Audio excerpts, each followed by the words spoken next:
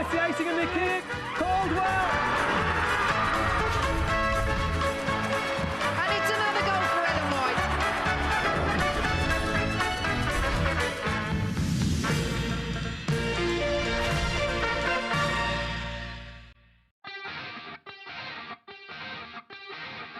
For the first time, Windsor Park in Belfast is sold out for a women's game.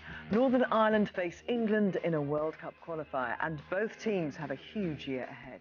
England host the Euros this summer, and the Green and White Army will also be there in the same group and determined to enjoy their first major tournament. Sometimes dreams do come true. The game changers are history makers. Northern Ireland are heading to the Euros. England are among the favourites for the Euros, and they'll have a new captain leading them. Succeeding Steph Houghton is Leah Williamson. It's a very proud moment, and I'm aware of the responsibility that comes with that title. The biggest honour in football, and I think that I appreciate that. So this is how Group D in World Cup qualifying looks. Northern Ireland need a victory to keep slim hopes alive of finishing in second place and getting into the playoffs. Their 3-1 defeat in Austria on Friday was a major blow to those hopes. England can't win the group this evening because, as you can see, Austria are comfortably beating Latvia currently.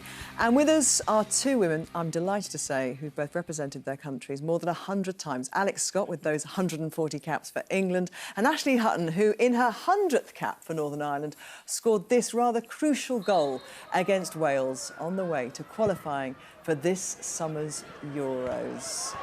What a way to mark your 100th cap, hey? And you've gone on to get 11 more since then as well. So you're well into the 100 club, Ashley. Fantastic to have you with us, but not for you, because you'd rather be with Kenny Shields' women out there getting ready for this game. 9 months after your ACL, how's it going? What are the hopes like of being part of the squad this summer? Yes, I'm obviously starting to get minutes. Obviously 9 months into the ACL recovery. It's been a long recovery, but, you know, every day I'm just taking it one step at a time, and just hopefully I'll be on that pitch come July in the Euros, you know. It's an exciting time to be part of the whole setup of women's football in Northern Ireland, with that qualification secured. Tonight, a sellout crowd as well. Tell us what it's been like the last year or so. I think just the build-up, you know, you can start to see that the nation's starting to get behind us. You know, the fact that there's 16,000 fans that are going to be at Windsor Park tonight. It's going to be bouncing. You know, there's just so much excitement around women's football between the pathways, you know, grassroots development and everything. You know, even the coaching, everyone in Northern Ireland's behind Northern Ireland women, and it's an exciting time to be part of it. I hope it's a spicy atmosphere tonight. I was going to say, we're trying to create the studio atmosphere for you. Still balanced. But Alex, it's an exciting time for women's football, full stop, really, with the Euros coming in just a few months' time in England. So many of those matches are already sellouts as well. It really is that kind of... We said it in 2019 at the World Cup in France, but this feels even more like that kind of pivotal moment where the game is really moving into a different stratosphere. I think I get goosebumps thinking about this summer and potentially what can happen to women's football. When you think about the games now being shown, the WSL games, people are now following the stories of the players. They know them, they can connect with them, they're more familiar with them. So I think what's been set up for this summer, everything's been done. When you think about the FA putting everything behind it, marketing, to make sure it is that showpiece event. And now, obviously, England just need to make sure they go and do the business. Yeah, and Northern Ireland, as I say, it's slim hopes because Friday really dented those, didn't they, with that defeat to Austria. What was the atmosphere like afterwards? Because they would have hoped to have got something more, wouldn't they, from this one? You've been with the squad in the last few days. Yeah, I think from speaking with the girls, they're very disappointed just with the manner of the goals. Obviously, we went there hoping to get a win, potentially a draw, and stay alive within the World Cup qualifiers. But, you know, I think the girls are disappointed, and they're going to want to go out tonight and prove a point that that was just a slip-up in our campaign. Yeah, beware of the wounded animal. You know, there's going to be fire in those bellies, you'd hope, tonight. But Serena Wiegman has dealt impeccably with England's campaign so far. They haven't conceded a goal yet in the campaign. What have you made of her 7-month tenure? I think what she's got this team being ruthless and back to good habits, creating an environment where everyone has to earn their shirt. And I like it, even when you think about the last couple of lineups, there is no this big rotation. You haven't got long to the Euros, so you really need to take each game as if that's your game that you're in the Euros. And so I like that. And it's got these players with the mentality of actually creating for each other a fun environment. But I like it, what you just said, Gabby, as well. They've got back to basics of not conceding goals, because that's when you come to tournament football, that's what you need to do. Absolutely. OK, let's give you the team news then for tonight. And for Northern Ireland, they've got 2 changes from the Austria game. And it looks as if they've reverted to 3 centre-backs. Jolie Andrews makes her first international start. She comes in for Chloe McCarron, while Kelsey Burrows replaces Rebecca Holloway. England make 2 changes from the North Macedonia game on Friday. Captain Leah Williamson returns in place of Demi Stokes. While there's a change in goal, Mary Earps replacing Hannah Hampton. Williamson plays alongside Millie Bright at the back, and Jess Carter is moved from centre-half to left-back. And we have a choice of matches for you tonight as well. On BBC iPlayer, you'll find Scotland versus Spain just getting underway at Hampden Park. That's in Group B, where Scotland are currently in the playoff position. But let's take you right back to Windsor Park now and hear from tonight's 2 head coaches, starting with England's Serena Wiegman.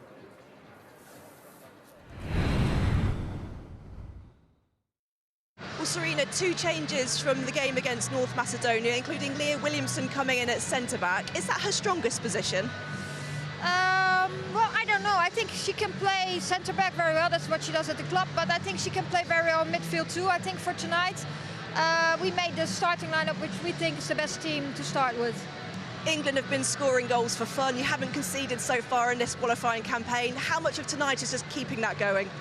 Yeah, that's what we want. We want to, first of all, play well, win the game, and dominate the game as much as possible. And yeah, don't give away, don't concede any goals. But you know, it's football; it can always happen. But we're really trying to prevent and score. Yeah, score lots of them. The result tonight is clearly the most important thing, but it's also a dress rehearsal for this summer's European Championships when you'll be playing Northern Ireland in that group game. To what extent can you use tonight as an opportunity to learn about how they play? Yeah, I think we know each other pretty well from the first game. We've seen them afterwards, of course, too. So tonight's another opportunity for them and for us to get to know each other even better.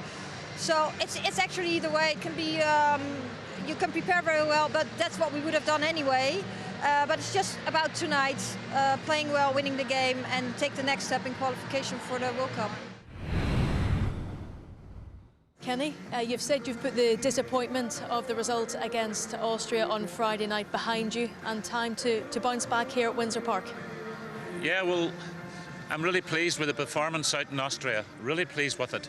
And if we could match that tonight, it would be certainly progress, because it brings consistency. We just made a couple of mistakes and got punished. They made a few mistakes and we didn't punish them. So that's the way football is. You can come off and say we're hard done by, but, you know, we have to accept when we're beaten as well, and against such a team from the upper echelons of European football. So we're pleased at our performance, but it didn't happen for us.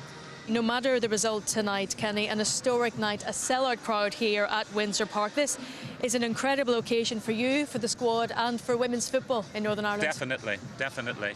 It's a measure of the progress that the women's team have done, and the participation that will come out of that, the increased participation down the years, young teenagers, 12-year-olds, 13-year-olds. It's having a positive effect in that. Thank you, Kenny. Good luck tonight. Thank you.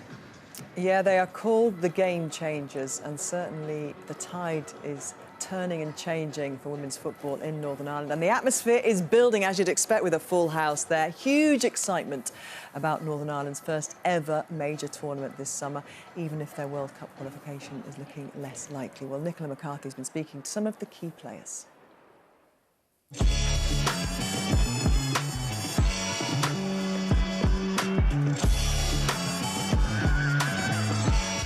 Julie, you've had time to reflect along with the squad and Kenny on the Austria game. How have you looked back on it?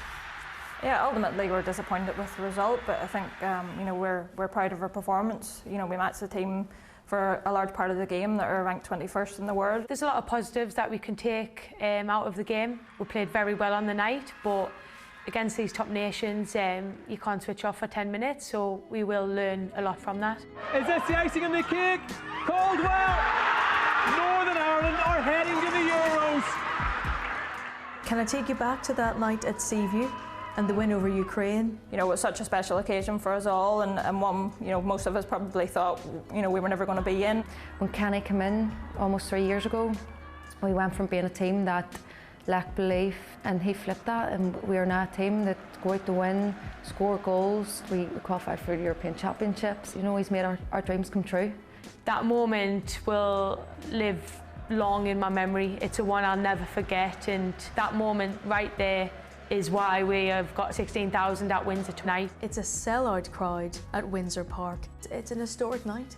You know, for players like myself, you know, we used to have maybe 100 or 200 people at the start, so to go from that to 16,000 people, it really is incredible. We don't just want to celebrate a sellout crowd, we want to make a fantastic account of ourselves, so that sellout crowd comes back. It then follows us to the Euros and the rest of this campaign. Nothing's impossible for this squad, Nicola. You know, we're not going to go there just to make up the numbers. I think we've shown that. And the move to full-time football for the home-based players was in preparation for this summer's Euros. How has that been? Yeah, it's been fantastic to receive the support from the IFA to be able to do that from January, and I was working full time and trying to fit my training in around that, and you just kind of felt like you were chasing your tail. It's brilliant because it's going to give us a good opportunity to, you know, to make sure when it comes to the Euros that we're prepared, and we have this belief that we can go out and, you know, compete against these top nations. You're preparing to face England, and in terms of World Cup qualification, mathematically it is still possible. You know, we're at home. We want to impose ourselves and make it uncomfortable as we can for England to come to our home, so that's what I'm hoping we can do. We talk about how things are changing for Northern Irish women in the game and the qualifying, but actually one of the key things that's happened in the last year is that the part-time players have been funded to go full-time in the build-up for the Euros. You've put your career on pause as well to take advantage of that. What has it done? What kind of difference has it made for those players? It's obviously been a great opportunity, you know, from the girls. A lot of them haven't played full-time football before, and, you know, training 5 times, 6 times a week, you know, giving them that opportunity to have that contact time on the pitch and to bring that togetherness, and as a squad, you know, it's given us all the sort of things to set us up nicely for the Euros, and obviously we know we're going to be competing against the world-class players, so we want to be able to match that sort of standard. Really important, and it makes such a difference. You experienced it in your career, didn't you? Swinging from being part-time to full-time when you moved to the States. What was it for you that was the big difference? Being able to have the opportunity to fully focus on my craft and know that it was down to me to put the hours in and everything. And I actually had a conversation the other day, Gabby, with someone, and he was saying, oh, the quality's there now. Actually, the quality was there before, but like for Northern Ireland now, that support and that guiding, having the coaches around you constantly allows you to develop. And I think, yeah, it will take now like a couple of years, like same like with the England team, but it's been given that opportunity and that chance to actually show that the quality is there. Yeah, just rest, recovery, all those important things. Can we talk about some of the key players tonight? Sarah McFadden's come in for you, a very experienced player. What does she bring to the squad? I think she's just an inspiration for women's football, and she just highlights, you know, what Northern Ireland football is all about. She plays with so much passion, so much heart, and, you know, at Wembley she kept Ellen White quiet, so, you know, she's, you know, hopefully she can do the same tonight, but yeah, she's just an inspiration to women's football. And a mum. And a mum, yes, her little daughter Harper, so she's only 4 and she's going to be watching. I think she's gone to the game tonight. Oh, that's fantastic. And Rachel Furness, of course, if you're a watcher of the WSL, you will have seen her this season coming up with Liverpool, of course, used to be at Reading as well. She is instrumental, important, record goal scorer, 2 more than David Healy as well, who scored a very important goal at Windsor Park for Northern Ireland. I'm not saying that, you know, the gods are there to kind of be looking at the omens, but she is so important to you. Yeah, you know, she's our top goal scorer. She's a leader on the pitch. She's fiery. She wants to get stuck in. She knows, obviously, all the English girls. And, you know, she'll want to prove that she's up there and can play and compete with all those other girls. I feel like you've got a sparkle in your eye as you're saying that, looking at me and Gabby there. She's a game changer. She is. OK, well, England's win over North Macedonia on Friday included a 50th international goal for Ellen White. Tonight will be her 106th international cap. And she is as motivated as she ever was, as she told Joe Curry.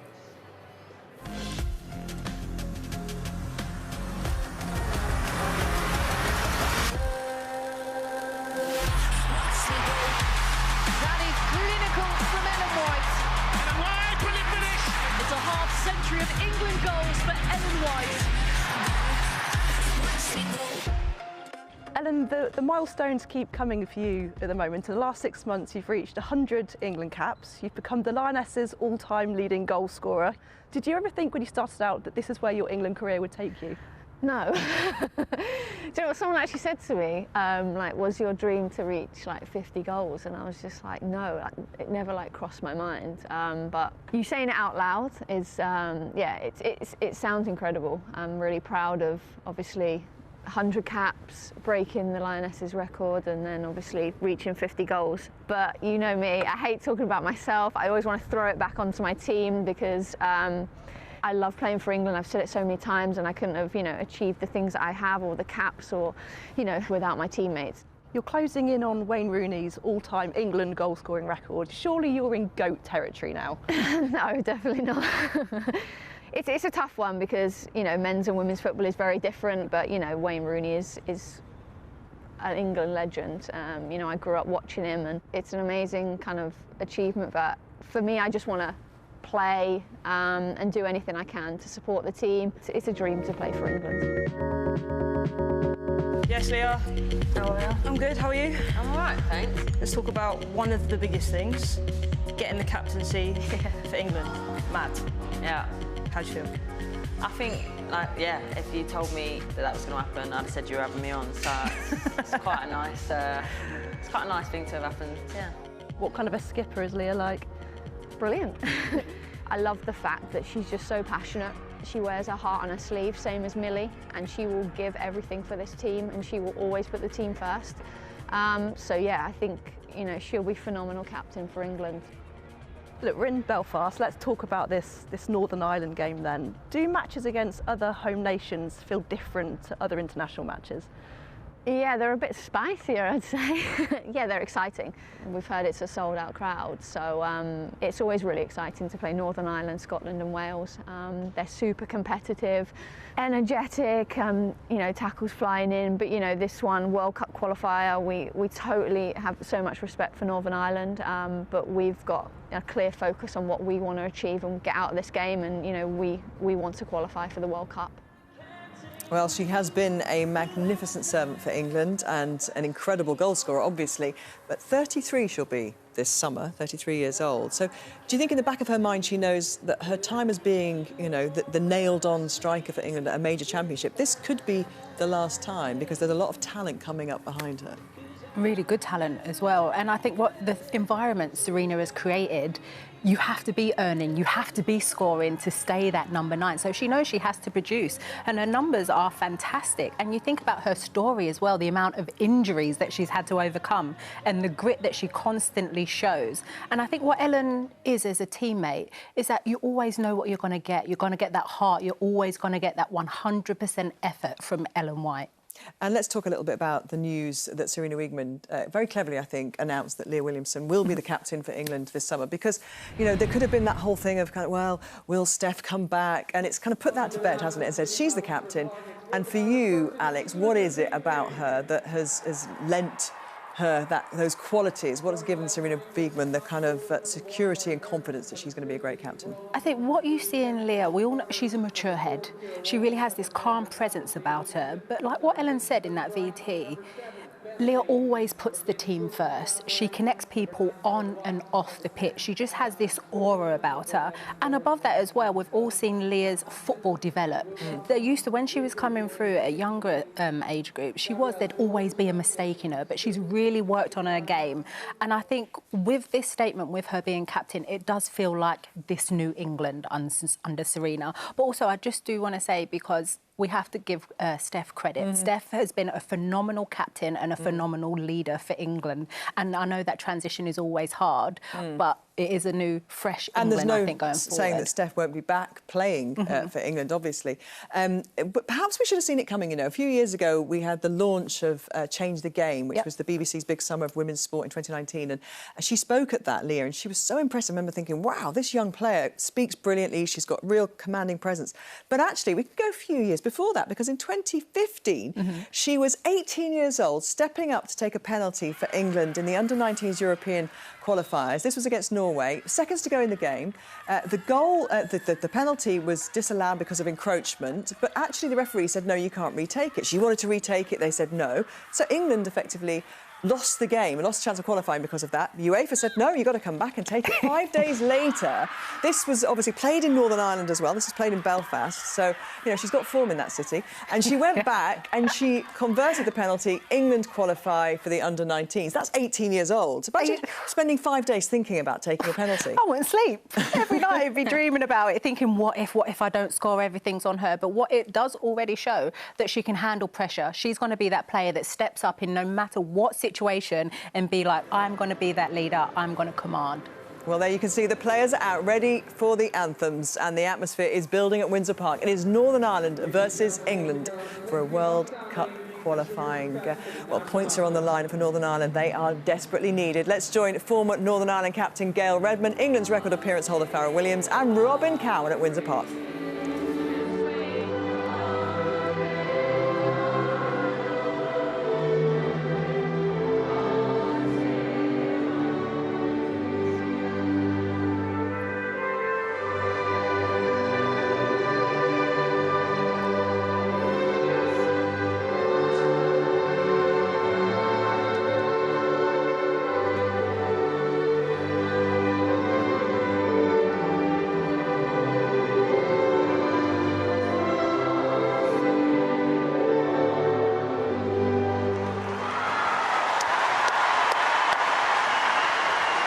Good evening, everyone. In a season of landmark moments, another momentous occasion for the women's game. All available tickets here at Windsor Park sold. It's a record crowd for a women's match in Northern Ireland. Can you turn her up? I'm getting a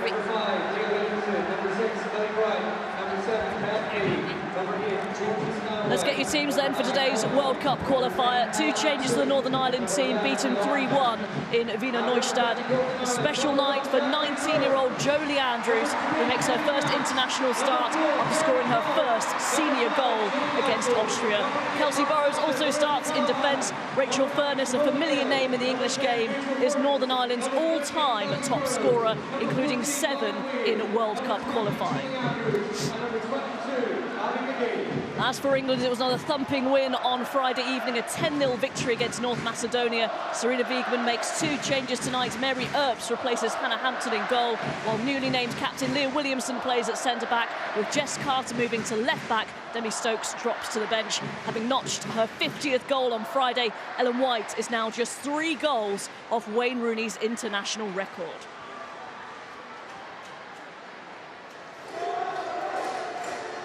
And a couple of players to pick out ahead of this one, starting with the England corner. Farrell Williams, you want to focus on one of the most prolific goal scorers England's got at the moment.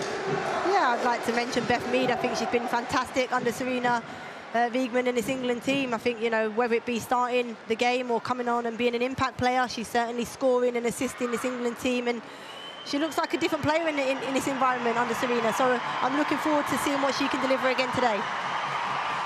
And Gail, a threat, a potential one for England from the Northern Ireland side. Yeah, I go for Demi Vance. I think she's really looked like an accomplished defender recently, you know, playing week in, week out for Rangers. I think our delivery and set plays is probably what we're really going to be hoping for tonight, for her to be clinical in that.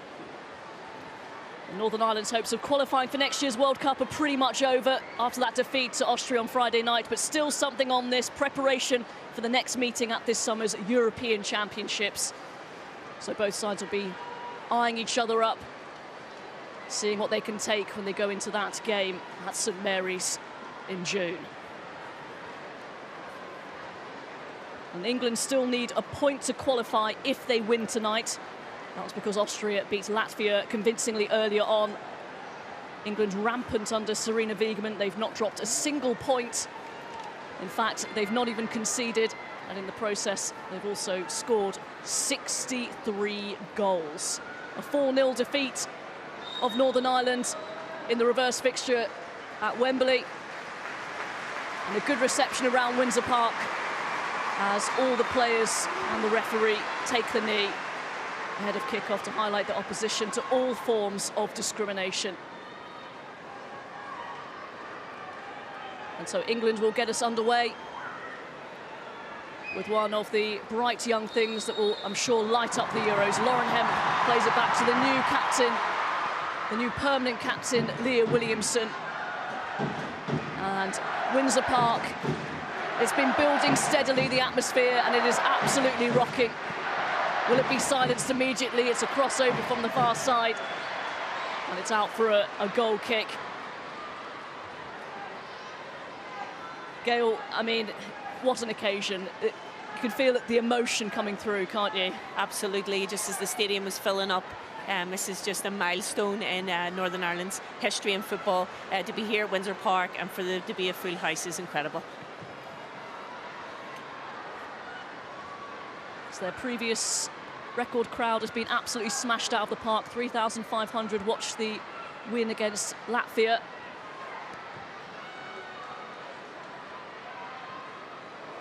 And Northern Ireland will play it out from the back. That's a philosophy that the manager, Kenny Shiels, wants them to adopt, and something perhaps, Farrah Williams, that England can exploit.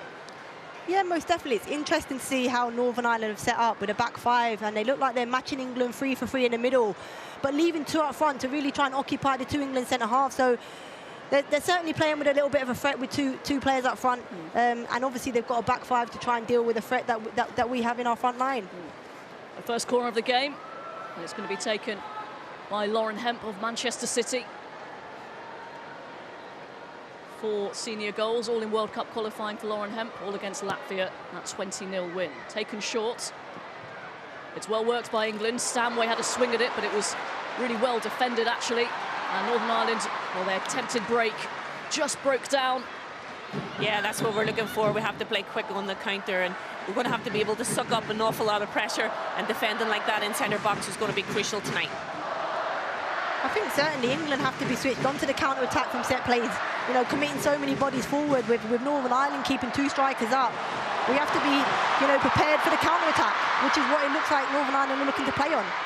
A slight error from Jess Carter, just lost her footing, but the ball down the line for Wade is easily dealt with by England. Millie Bright brings it away. Not a great pass from Chelsea's centre-half. She's had a magnificent season for club. And Northern Ireland all playing with fire. And we saw that against Austria, and Ellen White nearly profiting. High risk.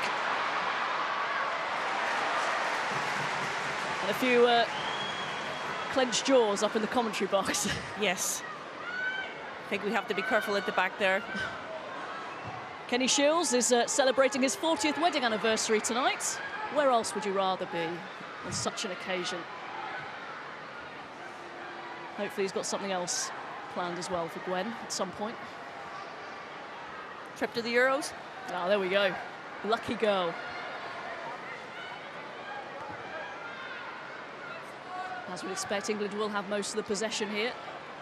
Bright allowed to stride forward. Now Bronze scored her last international goal against Northern Ireland in the friendly at St George's Park back in February 2021. Here's Carter. Now Hemp. Nice good defending from Northern Ireland, Abby McGee and Jolie Andrews. And speaking of emotion, Gail, Jolie Andrews, one of your players that you've seen grow up from a wee one into, well, not so wee, still a little bit wee, but 19-year-old and making her first international start. Yeah, today. she's had an incredible journey, and you know she's been part of our player pathway program. you know, since she was 11 years old, and you know, to see her now starting in the big stage, in the European stage for Northern Ireland against England, I know our parents will be immensely proud, and also our club Glentoran. Andrews looks up, tries to play the ball over the top for Wade, cut out by Bright. And a little bit too much on that from Millie Bright. Trying to get Orion, find her range. I feel England need to be a little bit patient. They're trying to, you know, force balls forward early into those wide areas. I feel like the wide areas for us, you know, is going to definitely be England's out through our fullbacks more so than our wide players. As we progress up the pitch, I feel like you can bring the wide players into play and overload them in wide areas. But it's got to start from the fullbacks, and I think we've got to stop forcing play, try and get a little bit of ball, make it hard for this Northern Ireland team. A bit of rain, a bit of a slick surface. Walsh's pass, a bit too much on that. Now Carter down the line for Hemp. A deft touch to find Ella Toone. Hemp around Nelson. Lovely dummy from the referee. Good vision. Taking the lessons from Mike Dean. Here's Bright. Northern Ireland never beaten England. 11th meeting. They haven't scored against England since 1985. Over his Hemp. A bit of space here for Toone. That's well read by Julie Nelson. Record caps holder. Made her debut for Northern Ireland some 18 years ago.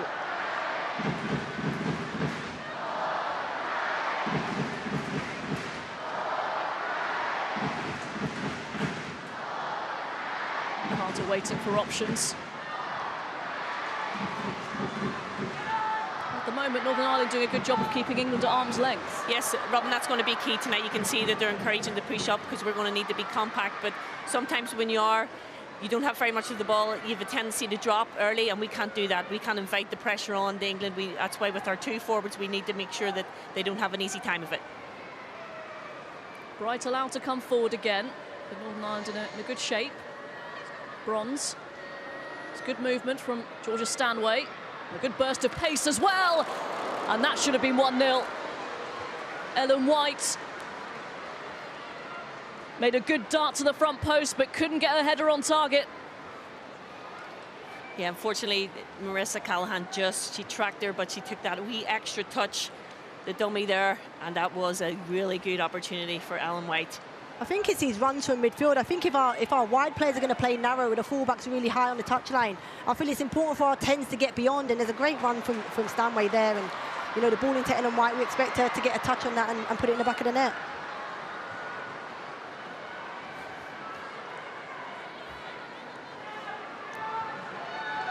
Serena Wiegman, England manager, unbeaten in her 10 games so far. And England's better run for 6 years. And they last went 11 unbeaten. 2012, 2013. It's been a good start to her managerial career in England, but really the test will begin in July at Old Trafford.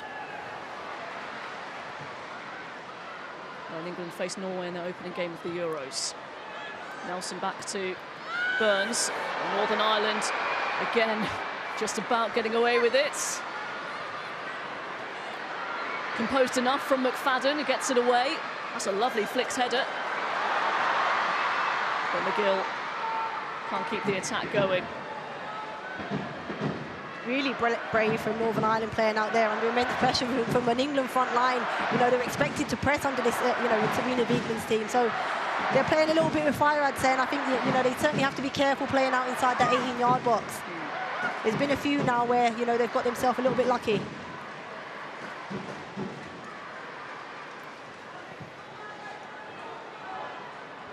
Hemp. Good burst of pace away from the touchline, but again, good through ball, no one there to receive. Now Kira Walsh, one of the first names on the England team sheets.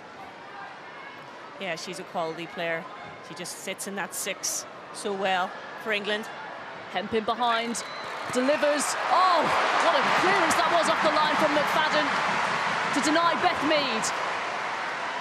To Really good England chances not taken.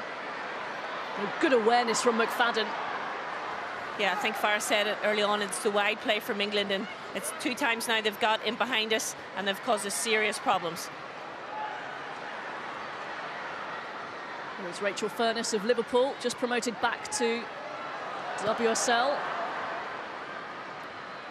I think with, you know, when you're playing against a pressing team, it's important that you try and play forward passes and try and beat that press. Northern Ireland are playing into the England press, and that they really are causing themselves problems.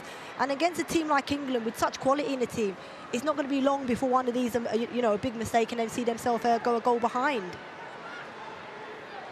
Yeah, it's a philosophy that Kenny Shields has brought into the team. You know, he wants them to play brave, and it's maybe just the balance that they haven't got completely right. Of sometimes you have to go long and you have to play a little bit ugly.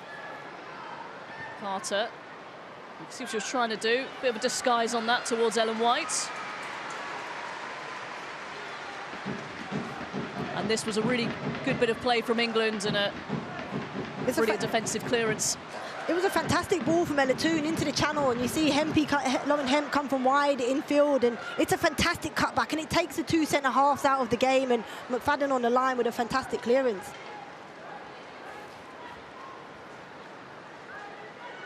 Unsung hero Sarah McFadden has been for Northern Ireland throughout the years. 34 years old, winning her 88th cap today. Does play in England as well, championship with Durham, who are always up there towards the top of the championship. Not so much this season, 6th at the moment, but also a mum. It's a real inspirational character. She is, very much so, a hero, and I think we have a few goats on this team, but she would definitely be one of mine. I think, you know, certainly have experience, you know, in this Northern Ireland team. Certainly today, you know, with the crowd, they've probably never played, apart from, you know, the Wembley game, with such a big crowd. But they've got a home crowd behind them tonight, so they'll need the experience of McFadden, you know, to keep her players calm in those situations.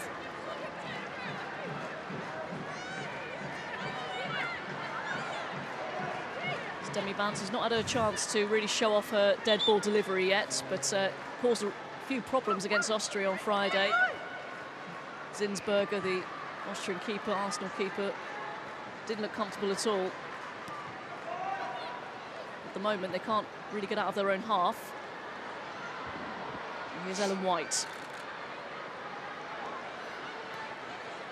Bronze. A little bit too hesitant, but shows her physicality to win it back, but then Northern Ireland dispossess her. And just that final ball, maybe a little bit rush sometimes.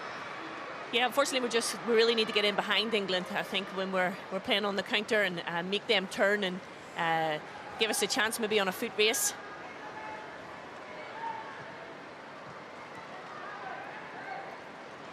I'd like to see England wide players be more patient, stay out on the touchline for longer. I think that's where we're going to get our overloads, and that's where you're going to allow the spaces for our 10s to run between, you know, the fullback and the third player as a centre half. That's where we're going to get our chances from. When they're narrow, I think it makes it too easy for them. Ella Toon trying to win it back, and the referee plays an advantage. And McGill allowed to turn. She's got runner forward in Wade. A good challenge coming in. Yeah, I just think she waited too long. The pass just maybe needed to be played a wee bit sooner. Give her an opportunity maybe to run in behind. Positive stuff from Northern Ireland, though. They can't be underestimated, the achievement of getting to a first major tournament, the lowest ranked side to do so. No. Carter playing at left back. Another player who's had an excellent season for Chelsea. Bit of a slow burn since she joined there from Birmingham. Now getting regular minutes. Bright with the cross. Oh, it's bounced over Abby McGee to Hemp.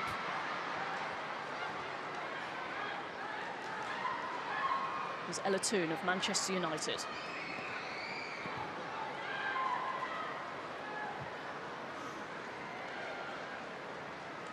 Right into Beth Mead. 12 goals in World Cup qualifiers, including 4 on Friday night at North Macedonia. McFadden getting tight to White, but she's wriggled away. Nelson gets a foot in, and just wide. Ella Toone with the strike. It's a really good ball from Leah Williamson into Ellen White. Straight down the middle, and it just ricochets into Tooney on the edge of the box. She needs to do better with that chance. You know, it's a great strike, but one that I would be expecting her to hit the target from.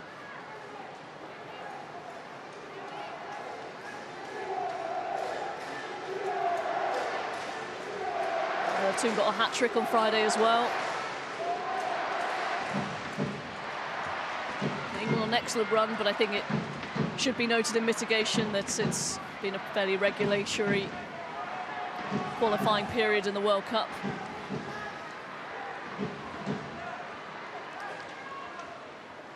It's Austria who've given them the best game, actually, and 1-0 win. Ellen White scoring the winner. And next two qualifiers for England, away at Austria and Luxembourg. It's in September.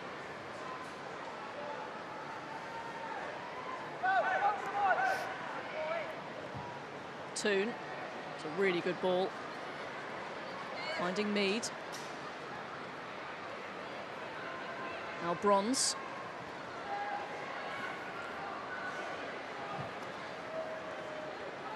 Leo from Hemp. Gets it back from Carter. Hemp trying to get around Nelson, who's stuck tight to her, and then draws the foul. Excellent work there by Julie Nelson, who's shown all her experience.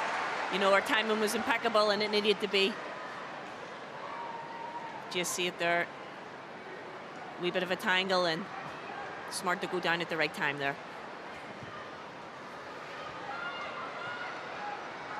Good win from Williamson.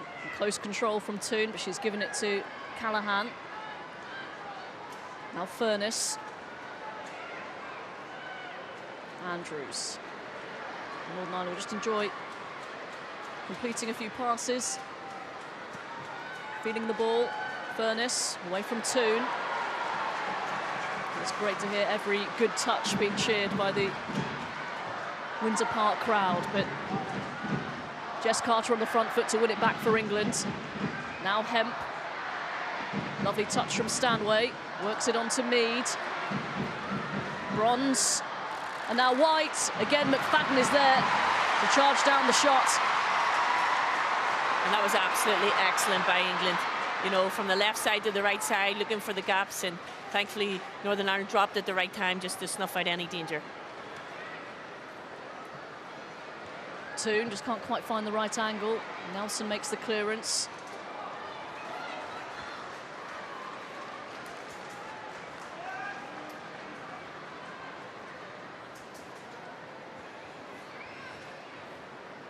Farah, this is better from England. It's when England are at their best. When you have runners beyond this Northern Ireland back line, it's really difficult for them to defend. And you see Lucy Bronze get beyond and put a beautiful cross into the box. And McFadden, you know, reading the game really, really well, getting nice and tight to Ellen White and clearing her lines.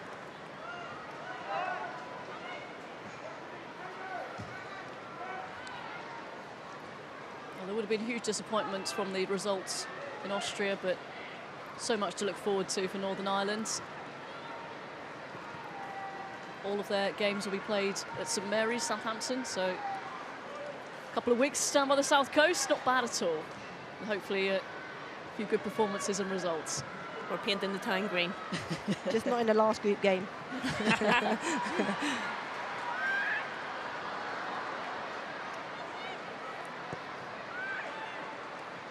Furness.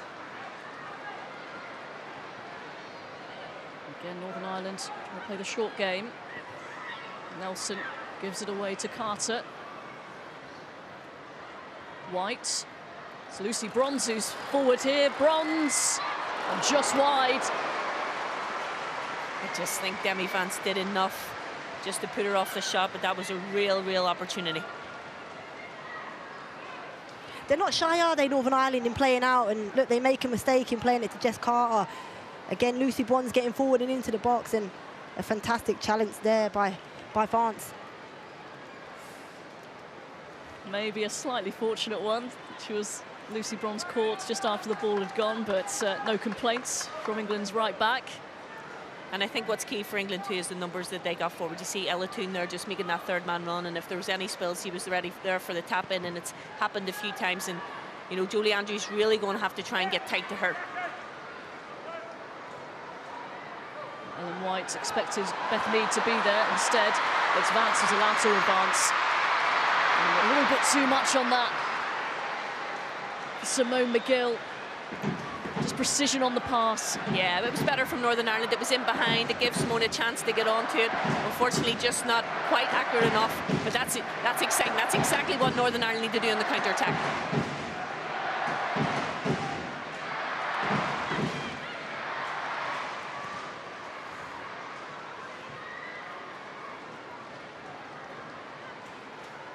Bright into Bronze. First time onto Mead.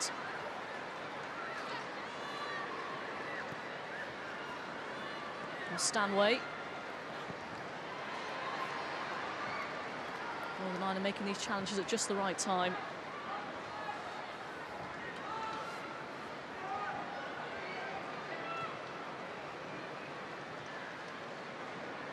Bright.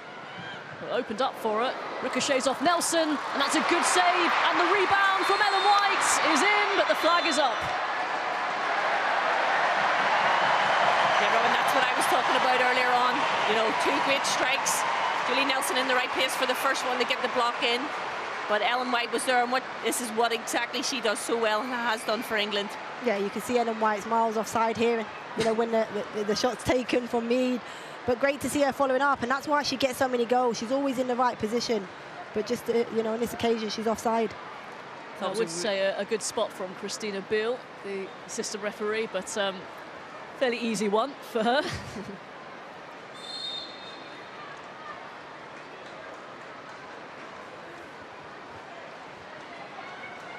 You can really see Northern Ireland growing into the game. I think the longer, you know, they've kept, you know, England out of the goal, they've started to grow into the game. They're starting to play, you know, possession-based, more forward passes. They're starting to get into the England final third.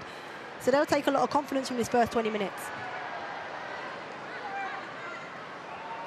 Oh, Shields. Even Shields trying to show some skills down there. Look at him. That was a poor touch. Very poor. I think it was intentional. He was kicking it out for longer. Oh, in that case, that's genius.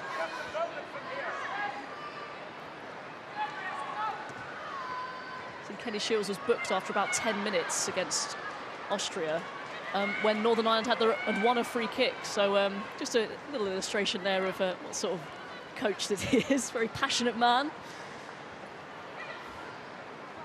And nearly 3 years in the job, and he's already leaving such a legacy. He really is, and he just has such high standards and unbelievable belief in this group of players. You know, you've seen it, you know, Faris has chatted about how brave we are on the ball, and again, that's the expectations he has. England having to be patient. Here is Carter.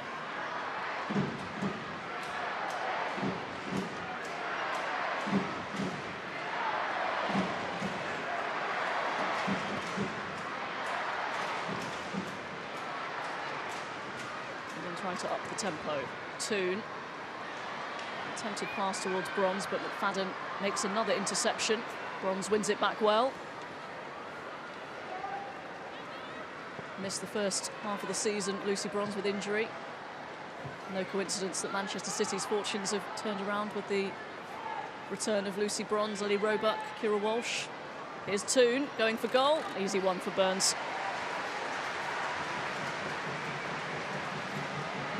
Do you think, Farah, a bit more patience needed? I think so. I think tactically, I think, you know, we're not testing Northern Ireland. I think our wide players going narrow, and I spoke about it early on. I think when our wide players go in early, I think it makes it really easy for this Northern Ireland team to defend our fullbacks, because it allows for the wide player to then release to the fullbacks. I think what they have to do is stay wider for a lot longer and try and double up in the wide areas. So, for example, here, if Beth Mead stays on a touchline, it opens up gaps. It stretches their backline, which is what England need. Williamson big weekend for a lot of these players. FA Cup semi-finals, West Ham against Manchester City and Arsenal against Chelsea this weekend. Both live on the BBC for you. Millie Bright sends it forward again. Doesn't reach the intended target, straight to Burns.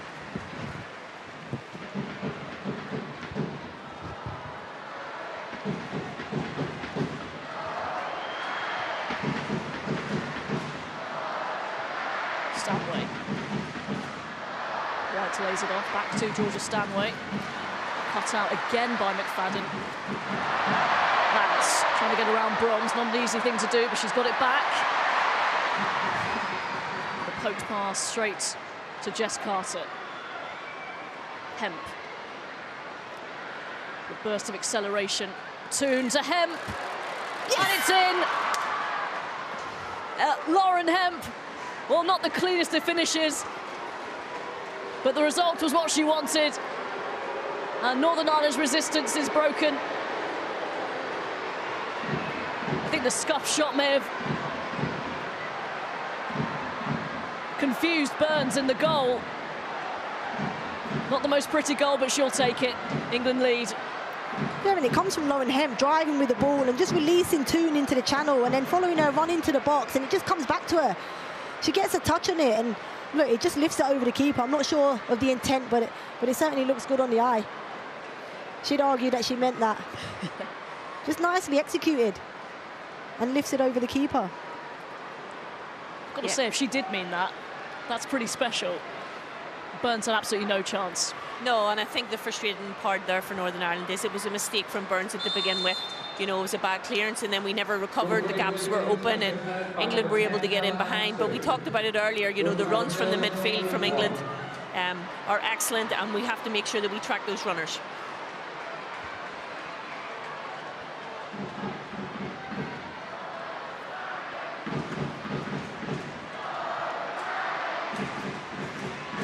Lauren Hemp with her 5th senior international goal. I'm sure we'll be seeing many more.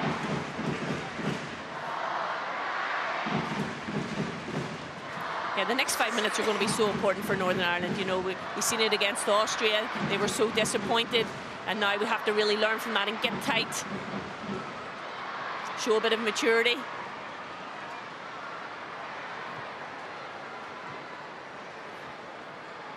Here's Carter. Now Hemp. Toon. Tempted to take the shot, but plays in Stanway. Space here for Bronze. First time cross in. Poked away by McGee. And that's good strength from Ciara Walsh. Stave off Simone McGill. Carter.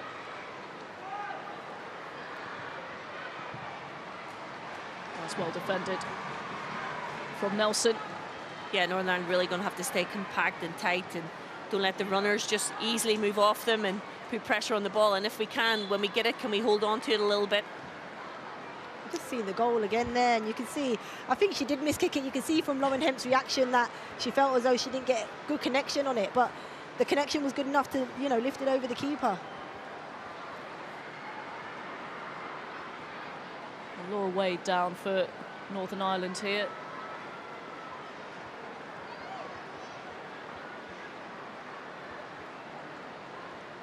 Not absolutely sure what happened there, but needing some treatment. Yeah, I think it was a little coming together.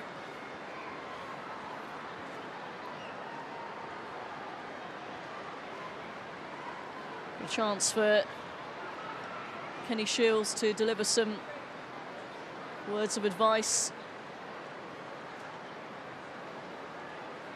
The unscheduled drinks break.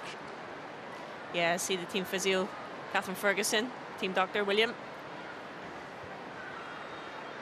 A good crowd in tonight. A fantastic crowd. Something, you know, Northern Ireland should certainly be proud of the crowd that they've, you know, got in today for this international fixture. Fantastic. Yeah, it's what this team has done. It's an inspired nation, and we are so fortunate in our country that we have good collaboration, and so many other sports are represented tonight, which we're really excited to, you know, for them as to be guests here. I've seen some of the Ulster hockey and the GAA and the rugby as well. It's brilliant.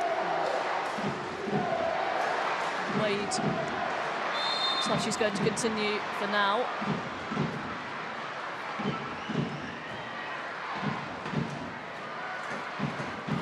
There's 6 players in the squad that play for Glentoran. Here's White. McGill. That's good play. And claiming an offside. That looks very tight indeed, I've got to say.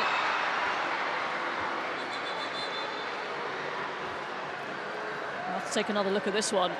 Yeah, I think she's clearly offside. She had it gone early if Belfast didn't recognise it in the wee extra touch from Demi. You just see it there, yeah, just drifted offside. I think Leah Williamson does really well to just, you know, stop and stand still and allow the runner to go offside. It was brave.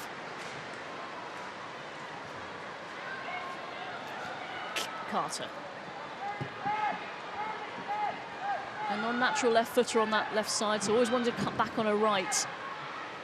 Yeah, but I think it's okay for Jess Carter to come back inside. I think what she needs is their midfield. They start to make a run forward and then they check back. And they're actually not breaking a line with their movement. If they commit to their run, I think they're going to hurt this Northern Ireland team, which will allow Jess Carter to pick passes out. Attempting to pick out Hemp. Nelson dealing with it. They certainly have to be more committed, this England midfield, to make runs beyond. That's what they're in there for. When you're playing against a deep line that Northern Ireland have, you have to break it, and you break it by running beyond.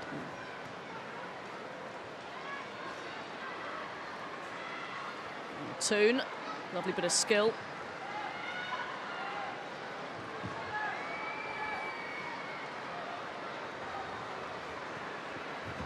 Mead. Walsh to Stanway. Oh, that's a lovely layoff. And Ellen White, maybe too many touches. Eventually the flag goes up. That looked offside in the first instance. I'm not sure why that took so long. Yeah, I think you could see it early on. I think, you know, Ellen White had run herself offside. You can see it here in the replay. The touch around the corner, just slightly offside. It's close, but for me it's offside. And again, McFadden, you know, good defending before the flag goes up.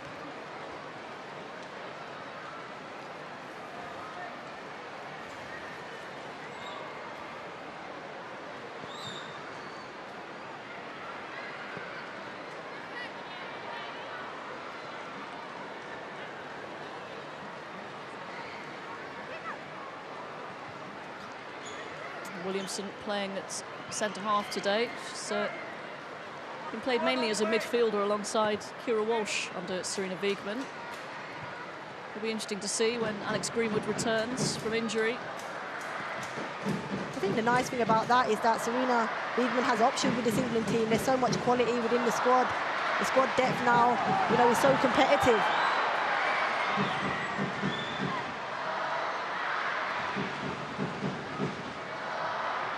Who is Bright? Bronze onto Mead. That's really good defending from Callaghan. The mum of the team.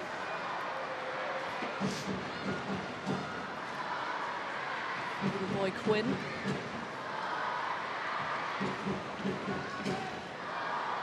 Carter. No one really tight close to her. Eventually Simone McGill gets back and wins the ball.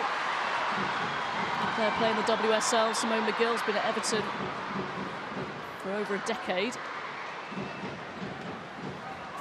And McGee cuts out that pass. Yeah, it's a real crucial time in the game for Northern Ireland. You know, 33 minutes gone, and I think if, you know, they've been able just to come together, sit a wee bit deeper here, apply a bit of pressure a wee bit faster, and make England really, really work for this. There's Hemp. Again, McGee gets a foot in.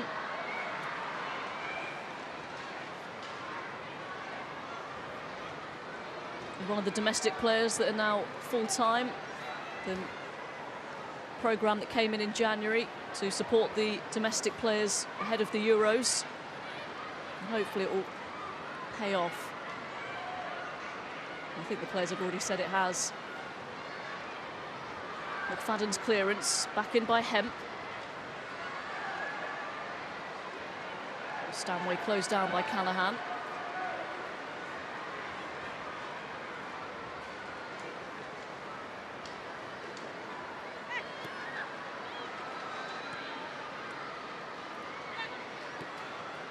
All bronze, that's a loose ball. Wade, though, can't keep hold of it.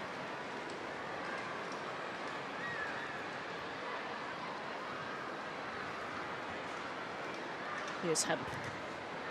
Again, good defending from McGee. Excellent.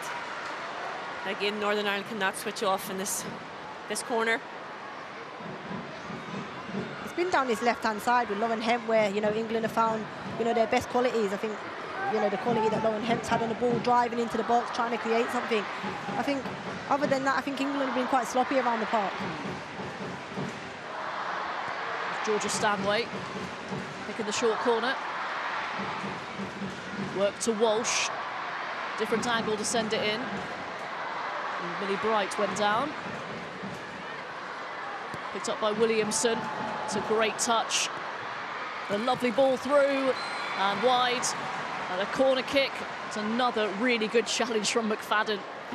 Yeah, I think Demi Vance will be happy to see that McFadden was a last-ditch tackle again, and it's what she does well. You know, she sees the danger and coming across here, and she just gets her body in the way. Excellent defending.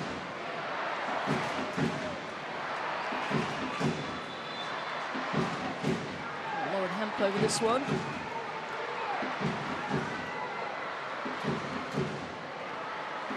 Mixed up their set pieces, England.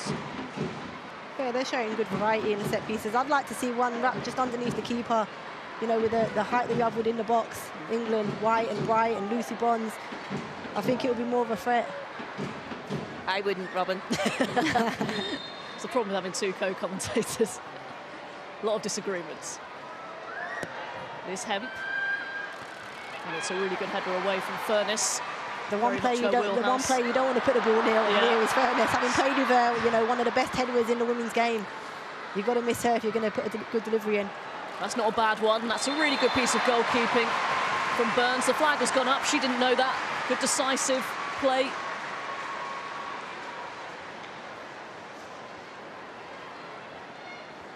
Again, it's the quality that's coming from Lauren Hemp. Great delivery. She's actually looks onside for me, Ellen White at the back post. Great delivery again from Lauren Hemp from the right-hand side this time, in swinging, making it difficult, but really brave from the keeper Burns there to come out and punch.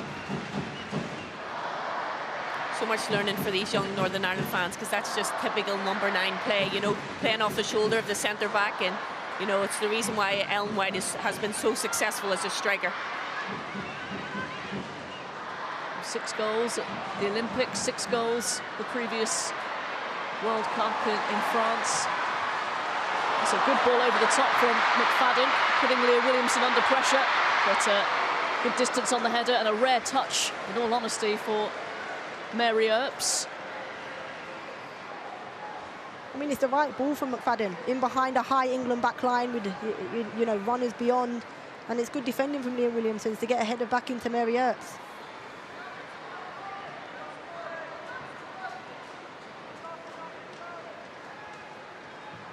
Bright, straight to Beth Mead. And Burrows gets a foot in. Another corner for England.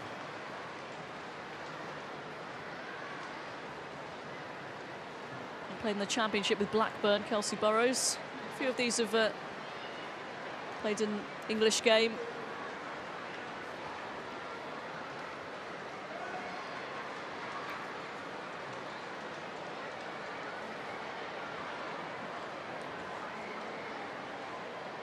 Hemp with this delivery. Well, the goalkeeper came and just bounced harmlessly wide. I don't think the delivery was bad from Lauren Hemp. I just think the movement, you know, was too early and it's missed all of our, you know, runners.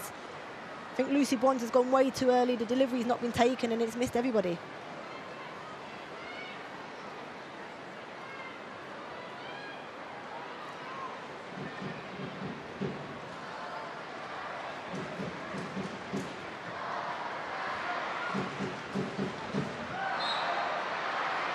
kick to Northern Ireland. See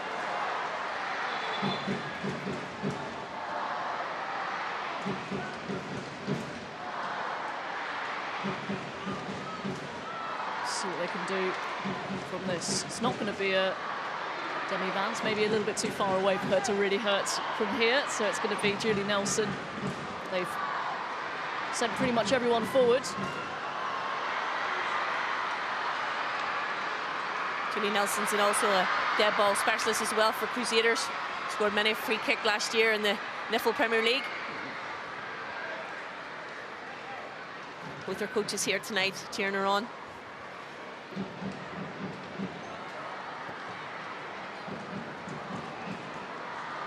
Bronze, challenged by Callahan.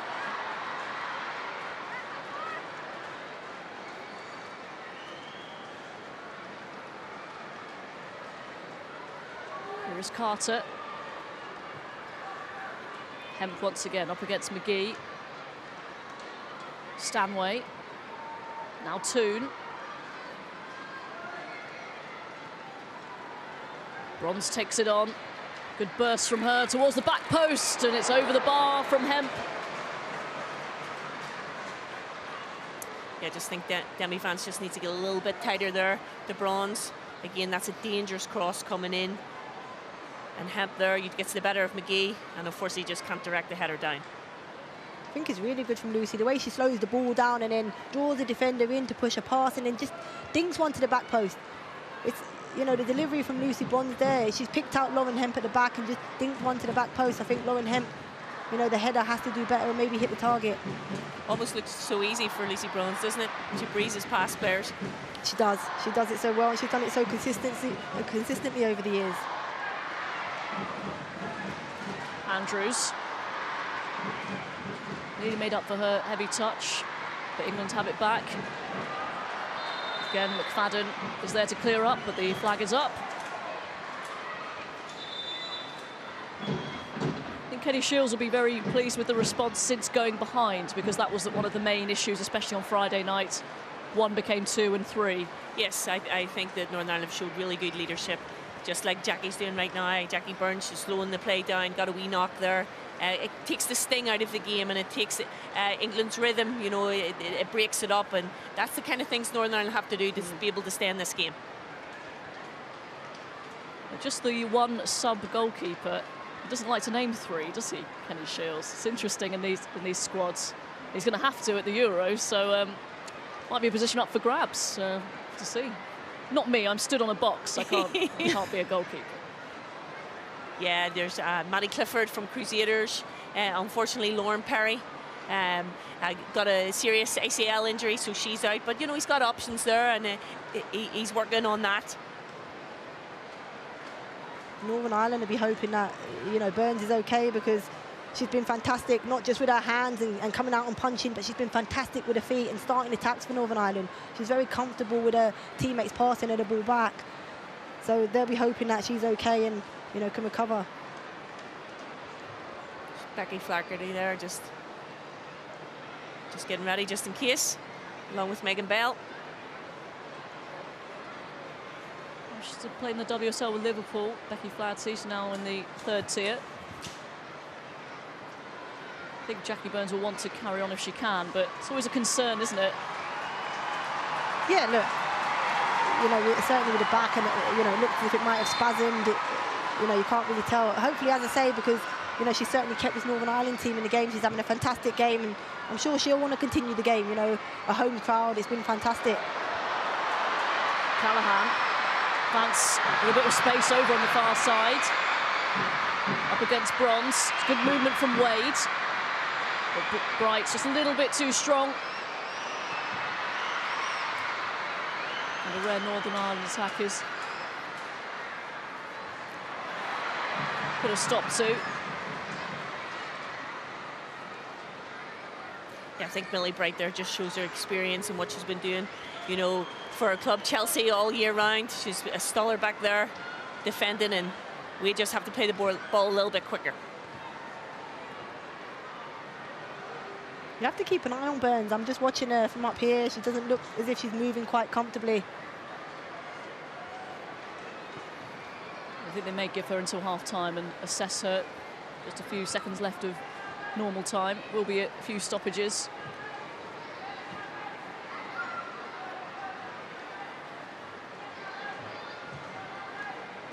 Walsh's pass is cut out by Callaghan, but she gives it straight to Bright. And now Stanway. Bronze on her outside.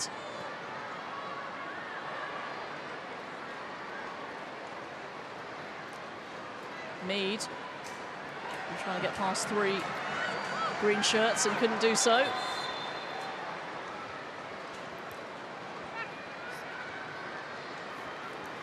Three minutes just going up on the board there. 3 minutes. I think I'll be counting them down.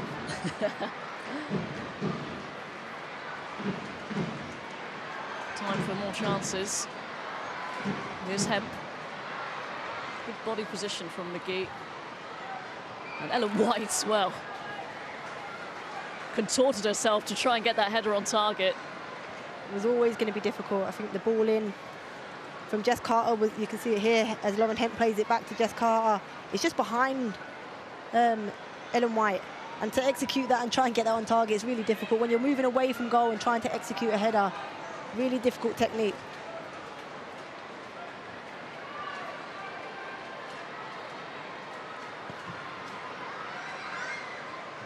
Hemp wins the header.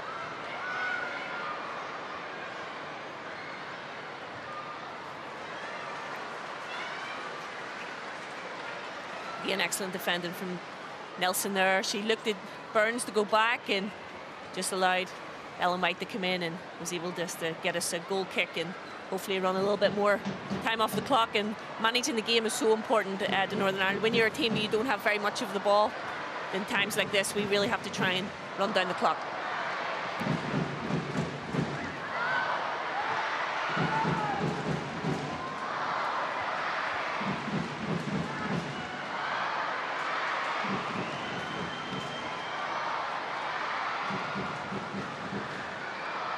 Here's Stanway.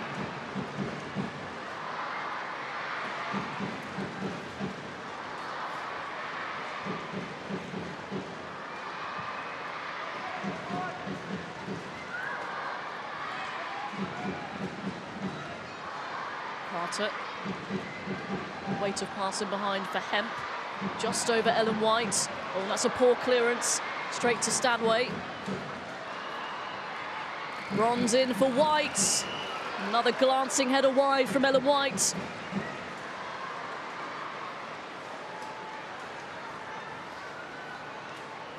You can see from the deliveries, Lucy Bronze again chipping one to the far post, or at least trying to, and Ellen White again trying to get onto the head.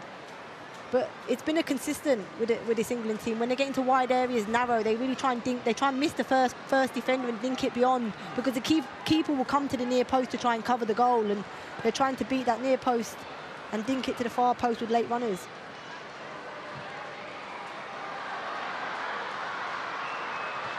Bright deals with the initial ball. This could be an opening for Northern Ireland. Andrews flicks on. Lucy Bronze taking a chance and being absolutely clattered by Demi Vance, who looks incredulous, but I'm not sure she can have too many complaints about that one. No, it's not too many times you were able to knock Lucy Bronze off the ball, but I think she was off balance here, and Demi comes flying in. And good passage of play from Northern Ireland, though. We moved the ball quickly, we held it up from McGill. We got the crossover, and it's half-time. And that's it, half-time at Windsor Park. England lead by 0-0, thanks to a bit of improvisation, we'll call it, from Lauren Hemp. Northern Ireland have proved stubborn opponents, though, apart from that, without really troubling the England back line. Ellen White has also had a couple of chances to add to her tally, but Northern Ireland very much still in this game at the break at their national stadium. Half-time, Northern Ireland 0, England 1. Yeah, and you'd think that would be the thing that they are most pleased about when they go in there and Kenny Shields sits those women down, that they are still in this game. But that is a tough way to play, and it's doubtful you can carry on playing like that for another 45 minutes. Yeah, I don't think, for 90 minutes it's going to be, hard work for the girls. They're obviously putting in a good shift within today, but, it's, you can't do that for 90 minutes. I think Northern Ireland have to get higher up the pitch and support like Simone McGill, Lauren Wade. And, you know, we want to try and get a shot on goal at least. Obviously, we haven't created anything going forward in this half. So yeah, some heroic defending sees it just 1-0. Lauren Hemp, which we can discuss in a moment, whether or not that was an absolutely brilliant moment of genius chip or just a slightly fortuitous goal. But England have had over 75% possession in that half. They should have probably got a bit more than Lauren Hemp's goal. Yeah, and Serena Wiegman has been talking about being clinical and taking your chances, because when it comes to the summer and in the tournament, when you're playing against teams ranked higher than you, creating chances are hard, so you need to take them. But I've liked what I've saw from England in the first half in terms of their movement. They've been fluid, lots of rotation during that, and it was about being patient and knowing that goal would come. However, it did come in the end. But no, overall, I've been pleased with England's performance. And you had talked about, in the build-up, you were talking about the interchanging of positions of England's players and how that was causing a few problems for Northern Ireland. Yeah. And actually, we can see that in the build-up to Lauren Hemp's goal. Yeah, Serena Wiegman spoke about developing England's style of play, so it's not just one set way. And I think from today, in this first half, it's evident what England are trying to work on with wide players, rotation, coming infield. And when you have players like him, you want them to drive at players, commit players. And there's the goal. Whether she meant that or not, we'll know after the game. But this is what I like from Hemp coming inside to allow players to then have those, occupy those wide spaces, take Northern Ireland players into situations that they don't want to go and create that movement and rotation. And that's what I've been most impressed with England experimenting more like that in the first half. And I guess pleasing when the goal comes off the end of one of those runs as well. What was that goal? It's a worked-on chip that she's been working on. That's when we lower it slightly next time. Left us all slightly nervous there. Defensively, though, there have been some big performances. They've had to be some big performances to keep the scoreline at 1-0, haven't there? And of course, you know, McFadden, who we talked about before the match, was the player that came in for you. She's one of those who's put in a great performance. Julie Nelson, as well, has put in some really good last-ditch attempts at keeping that scoreline down. Yeah, Sarah McFadden's been phenomenal in the back there at the heart of the defence. She's put her body on the line, and, you know, that's what we expect from her. She's committed, she's determined, and she's the kind of defender that you want in there to stop the likes of Ellen White, you know, scoring goals, and she's kept her quiet again tonight like she did in Wembley. So, you know, it's great to see. And then, obviously, you know, the likes of Julie Nelson. She's obviously put in some great blocks. She's shadowing there, Hemp down the line, and has eventually got a free kick, you know, so it's obviously vital that we've got our two experienced players in there, you know, Julie and Sarah McFadden leading the way and trying to obviously nourish those younger, well, they're not kids, but young adults. Julie's 36, obviously. Sarah's 34. You know, she got her first cap 17 years ago. This experience right now is what's keeping them in the game, those cool heads that they're able to display. Yeah, definitely, you know. Julie's 123 caps for Northern Ireland, and Sarah Mark's got 87. You know, so they know how to defend, and, you know, it's important that they continue to do that in the second half. It shows what character you are as well. When, especially as we've seen, it's like an onslaught, wave after wave of England attacks as well. So to have that mentality, to keep that encouragement and keep everyone around you going. You spoke about the leadership before the game, and that's certainly what we're seeing with some of the Northern Ireland players. And it wasn't just in the build-up to the goal that you'd seen, as I say, this pattern of play, of players changing positions that perhaps is causing a few problems for Northern Ireland. And maybe they'll work it out a little bit more in the second half. But just show us a few more examples of that. Yeah, we spoke about partnerships and how important that is, and what I'm seeing develop during this is the partnership between Stanway right over there and Beth Mead, that rotation to allow, if I'm coming out of the space, I need to go in. Ellen will be wanting that one back, thinking that she could have done better and actually getting the all-time record instead of just breaking the Lionesses' record there.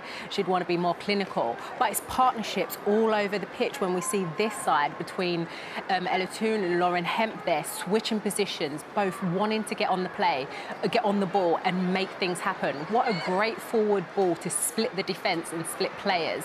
Once again, England creating chances is what I like from this England team on Serena Wiegman. That ability to keep that movement going, rotating. If one's going in, one's coming out. And also allowing, if it's not those players, then you've got Carter on one side allowing to get down that space, or Lucy Bronze also. Yeah, and obviously Northern Ireland will go in now, knowing they can, you know, keep defending well, but they have to do something in attack, not a shot on goal. Where's that going to come from? I think obviously we need Rachel Furness to maybe get on the ball more, start to drive out from the midfield. I think that's going to be important. She's one of our leading goal scorers, so we need her to really get the grips for the ball and push on and drive that sort of midfield higher up the pitch and try and get the defenders higher up the pitch to support the likes of Simone McGill and Lauren Wade. Because you really need the crowd as well to get going, don't you? And they've really given it their best shot, haven't they? But they can't keep cheering for kind of defensive clearances. They need something to kind of get hold of, don't they? Definitely, yeah. You heard just before half-time that, and it's actually waiting for your moments, because you know England were always going to have more possession, but it's waiting for those moments that England might switch off. Just before, like we just saw with Lucy Bronze, on the counter. And you could hear the roar from the crowd. Yeah, plenty more of that to come. But earlier in Group I, Wales beat Kazakhstan 3-0 to maintain their challenge for a playoff place. All going very well. For Wales, the opening goal came just before the half-hour mark. Kaylee Green grabbing her 5th goal of the qualifying campaign. And then just before half-time, Natasha Harding, who was earning her 100th cap, scored her 5th goal of qualifying. And then midway through the second half, it was 3. Jess Fishlock, who else? Wales' most capped player, fired one home. And, of course, for those who follow Welsh football closely, you'll know she scored the winner in this stadium in a World Cup qualifier 5 years ago, so she's got form around there. So that win sees Wales leapfrog Slovenia into the playoff spot with 2 games remaining. In September, they're going to face Greece away, followed by a potentially crunch match at home to Slovenia. France are currently playing Slovenia. At the moment, they're holding them. Slovenia are anyway, because France will be expected to win that when it's goalless, but a point would see the French qualify. Meanwhile, at Hampden, Scotland are currently playing Spain in Group B. Now, this kicked off at 7:35, and the Scots are doing well because they lost 8-0 to the Spanish earlier in qualification. They've managed to restrict them to just that goal. Jennifer Hermoso, who netted her 44th international goal there from the penalty spot. So I imagine the Scots will be quite pleased with that. And you can watch that live on BBC Alba and BBC iPlayer as well. OK, let's take you pitch side at Windsor Park. Nicola McCarthy is with a big Northern Ireland fan who knows a few Derry girls. Yes, she does indeed, Gabby. I'm delighted to be joined pitch side by actress Tara Lynn O'Neill, better known to some of you, I imagine, as Ma from Derry Girls. Tara is a huge fan of women's football here in Northern Ireland. She's a fantastic ambassador for the sport, and she's written a play about the history of women's football here in Northern Ireland, which we'll come to in a minute, Tara. But first of all, what an occasion here tonight at Windsor Park. What an amazing night for Northern Ireland. The crowd have been amazing. We're 1-0 down, but the girls never give up, and they deserve this platform and this stage. I'm so proud to be here. In your research for your play, Rough Girls, Tara, you went back to the early days of the sport, so you know more than anyone just what a night like tonight means. Well, over 101 years ago, women first played in Northern Ireland to 16,000 fans. And it's so amazing that tonight in 2022, 16,000 fans are here to support these girls. I've been lucky enough to see the play, Tara. It's a fantastic production, and it captures not just the history, but the energy and the passion that women's football has always had here in Northern Ireland. But also, it's no different than what we do in theatre and TV. It's for an audience, and the audience that are here tonight and here to support, they are why the game exists. And these girls have worked really hard to get on that stage and show us what they can do. I'm sure when you were down in the Belfast Telegraph archives and things like that over the past few years, even a couple of years ago, you couldn't have imagined a night like tonight. No, I never thought, I knew that we had the talent. The talent has always been here. It took someone like Kenny to show us and guide us and believe in us. And it's great to see that, you know, the public are now believing in us, and we're starting to believe in ourselves, and I think there is nothing can stop us. And as you say, the pride, the energy here tonight, people here are very proud, Tara, of what this squad has done and the journey that they've been on. Yeah, these young women, I know I've known some of them for quite a long time. You know, it's not just a game they play, it's their lives. They've dedicated their lives to it, and it's only right that we should come out and support them. There's plenty more still to come, Tara, with the Euros up ahead this summer. The spotlight will still be very much on this team, and again, another opportunity to grow the game. Yeah, I cannot wait. I can't wait to follow them.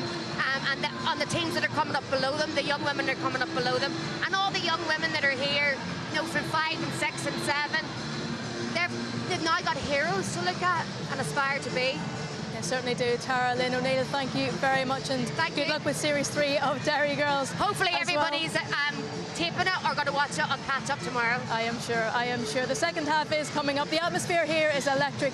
We're expecting more of the same. Shameless plug there. But I love her passion. I guarantee she's got her tickets in the bag for the Euros in the summer. And plenty of Northern Irish fans haven't they, already? I mean, they are coming over in their droves. It is going to be fantastic. OK, and staying with the dramatisation of women's football, it is 20 years today since the release of the film Bend It Like Beckham. Look out for a special documentary on BBC iPlayer from this Friday.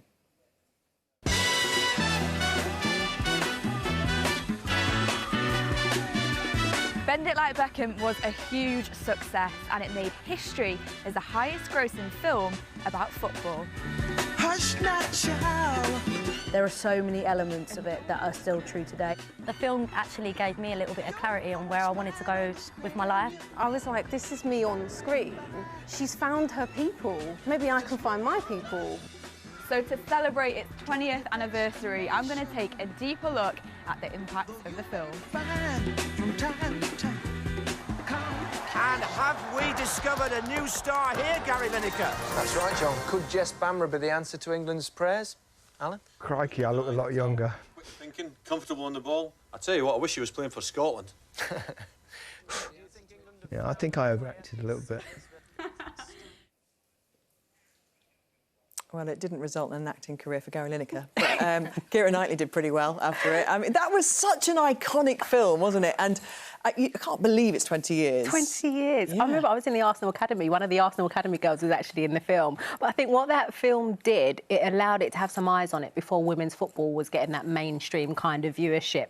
And it showed that young girls can dream to play football. I love where women's football is now, that the whole thing was going to play in America, but now we have the WSL and the setup here that players can dream of staying here and playing. Yeah, it was, and those girls were so cool, and they were kind of, you know, you wanted to be like them. So, you know, that it gave women's football, I think, a completely different audience, didn't it? And you remember watching it? Don't tell me you were too young. No, I remember watching it a couple of times, yeah. Yeah, bit of a fan. Yeah. OK, well, we've got the FA Cup semi-finals all over the BBC this weekend, and it starts with the women of West Ham and Manchester City, indeed, on Saturday lunchtime. Coverage starts at 11:30. Following that, it's the men's semi-final between Liverpool and Manchester City. Their second meeting, of course, in 7 days. They're getting to know each other very well. Then on Sunday, Arsenal and Chelsea's women play for a place at Wembley. And from tomorrow, BBC Sounds has a new podcast which features the England legend Jill Scott. You can download Jill Scott's Coffee Club. Have a little listen to that. She loves her coffee, does our Jill. There was a moment that was a bit nervy at the end there for England. Lucy Bronze, a slight moment of hesitation. A slight moment. And I think this is the thing with England, when you have that amount of possession, staying concentrated the whole time. Lucy dealt with it in the end, but it was the first time you really heard that roar from Northern Ireland, the crowd, showing the players some belief that actually get at this England team more. Yeah, like, obviously we want to get into their box. We want to get into England's box more. And, like, obviously, you know, we want to be trying to get a goal here. You know, we're not here just to make up the numbers. We want to try and compete, and obviously let's get a goal and make Windsor Park go alive, you know? Yeah, when you get those chances, you're going to have to take them, Northern Ireland, aren't you? Because they're not going to be plentiful if the first half is anything to go by. Possession was all England, 77%. Not a shot on goal for Northern Ireland. But, crucially, it is only 1-0, thanks to Lauren Hemp. And, of course, the reverse fixture, the floodgates opened around 65 minutes, didn't they? And you'll be hoping that Northern Ireland's fitness, now that they are full-time, most of the players can really hang on in for the full duration. Yeah, we like to hope that the girls will go out here in the second half and push up higher in the pitch and really go at England. You know, we've nothing to lose, and I would say Kenny will want to see the girls look to keep possession more and get higher up the pitch and get Simone McGill and Rachel Furness on the ball. I'm sure Serena Wiegman would like to keep that scoreline nil, because she's managed that throughout this campaign, and add some goals to England's tally. Well, let's see if they can, and rejoin Gail Redmond, Farrell Williams and Robin Cowan. Thank you very much, Gabby. Yes, I think if Farrell Williams' reaction up here is anything to go by, I'm not sure Serena Wiegman would have been that impressed with that performance. Directing traffic up here. Look, England have been good in the first half. you know, how they've been playing of late, I've just expected more. I think tactically they've played into Northern Ireland's hands. I think, you know, we certainly need better, more intent in our run-in from midfield beyond this Northern Ireland back line. And I'll expect that. I know they would have gone in at half-time, and Serena herself wouldn't have been happy with the first half performance. And we'll see a different England team in this half. I'm sure of that. She was giving us the hairdryer in the half-time.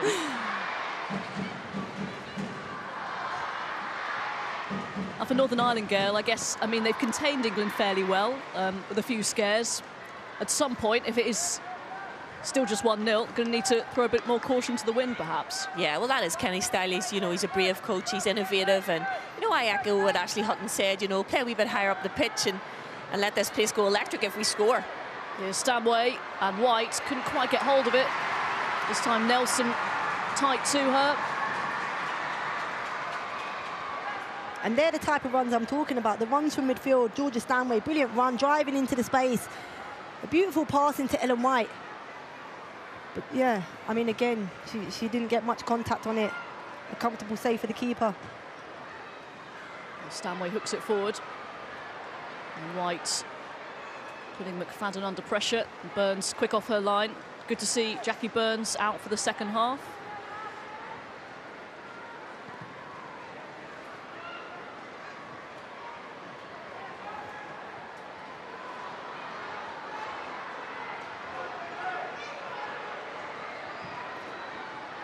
Earp sends it forward.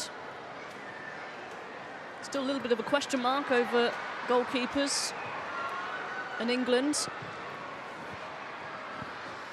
I think for the neutral fan, maybe, but I think, you know, Serena mentioned she sees Mary Earps right now as her number one. I think certainly Hannah Hampton's knocking on the door. I think in possession she's very good, and if England are going to dominate possession, Hannah Hampton might be your one that you pick. Strange how times change. Could have nailed on that Ellie Roebuck would have been the number one going into this tournament a couple of years ago, but been unfortunate with injuries, especially at the beginning of the season. Maybe just hasn't shown enough, not capable of showing enough, because she's not been fit to start. I think the competition between the three of them, I think, you know, you could argue for any one of them to play, you know, in the games come the summer. So I think it's a good headache for Serena. I think they know that, they keep it competitive. And, you know, for so long, England have had a long-term number one. And so it's nice to see that actually we can mix it up. I had an opportunity to see their training yesterday, and I was so impressed by their goalkeepers, every single one of them. The athleticism, you know, their communication, everything that they worked on was a very, very high quality. There's Furness. Closed down. There's Stanway. Manages to get the ball down the line. And Bright puts it out of play.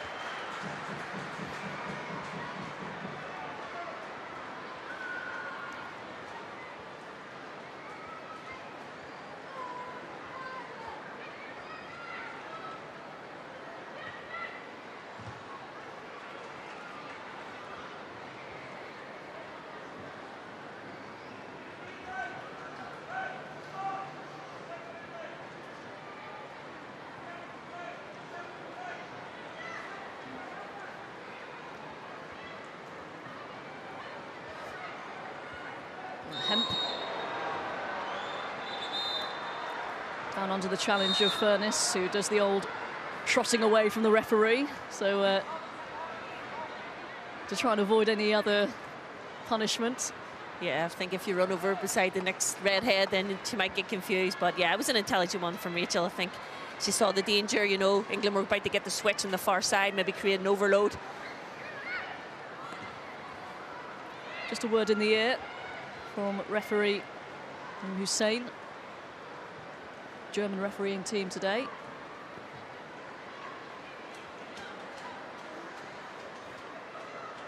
Stanway.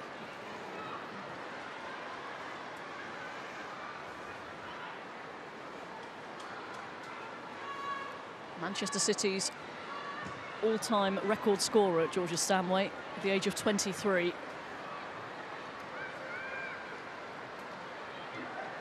White's layoff straight to Wade. Rachel Furness is pressurised straight away, and England win it back.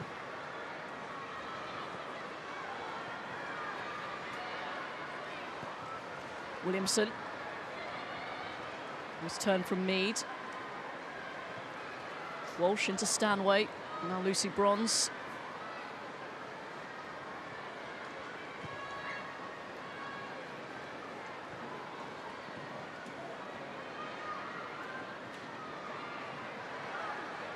Mead. McFadden taking control. Burns sliding out of her goal. Read the movement from Ellen White.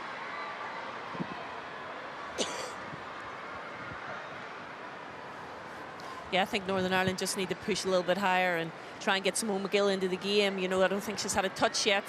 You know, it's important that we try to keep the ball a little bit. You've seen it, but England are pressing so high now, and they look like they're ready to score more goals. Bronze battling for it, getting away from Vance and pulling it back, and it's two. And Ella Toone finishes off a really good move from England.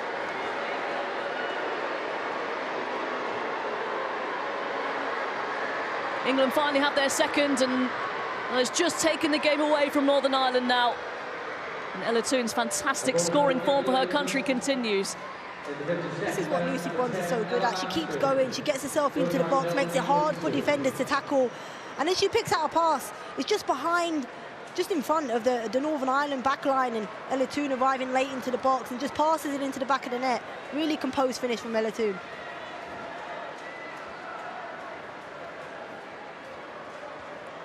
Yeah. Already into double figures, Ella Toone.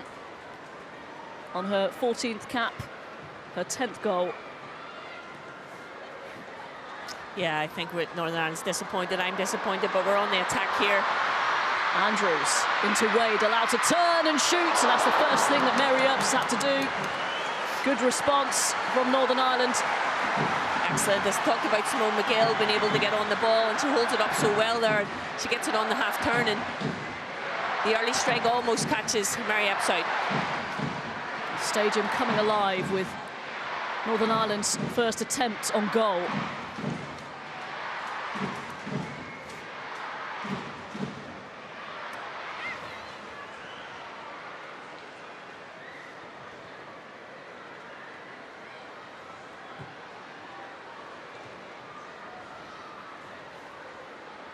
Bronze. Now Hemp against Callaghan. Hemp, oh, it's an awkward one for Burns. Decent stop.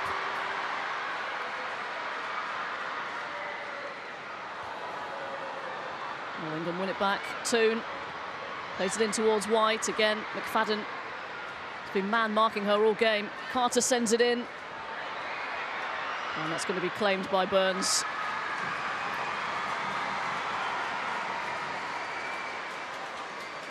Yeah, Julie Andrews, she's having a real tough time with Ella Toone. Just, she shows so much quality here.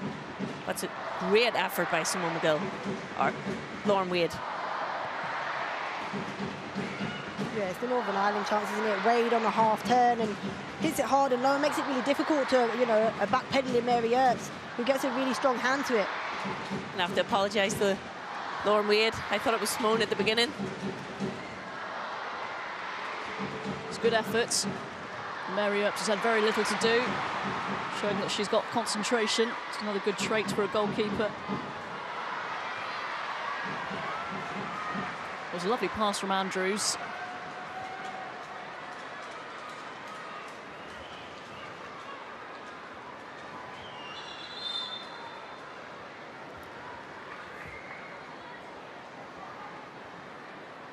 England now up to 65 goals in qualifying, and still none conceded.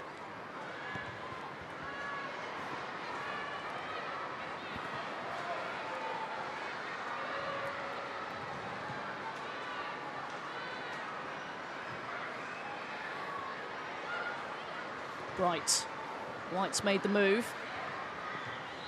There's Bronze. Might find the angle on that ball towards Lauren Hemp.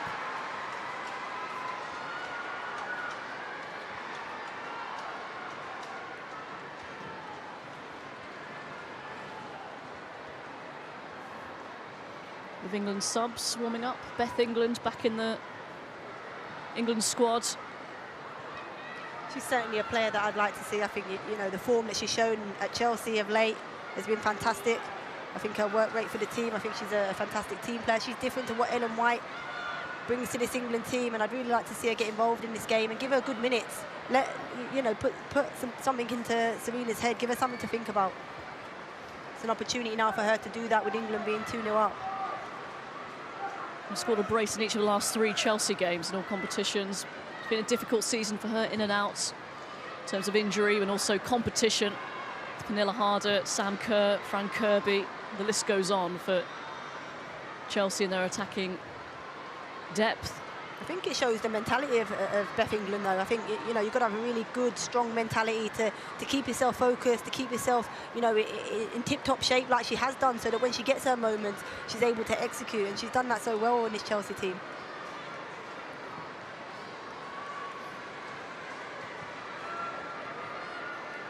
Mead into White, trying to wriggle away from McFadden. Mead takes it up.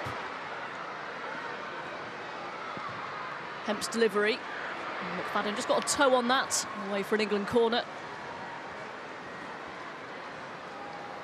Really good again from Hemp out on the wing. We speak about bending it like Beckham. I think she's bent a few in like Beckham today, hasn't she?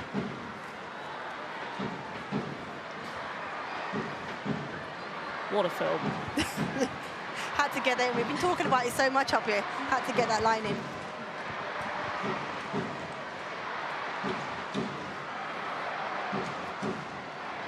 Some of the goalkeeping, though, in that final scene, a bit questionable, but we'll leave that for another day. Here comes the corner, it's a deep one, and again the goalkeeper came. He didn't really get there, it was Rachel Furness who took decisive action, as she does. As I said, the one player you don't want to put the ball near in the box is Rachel Furness. Fantastic header of the ball.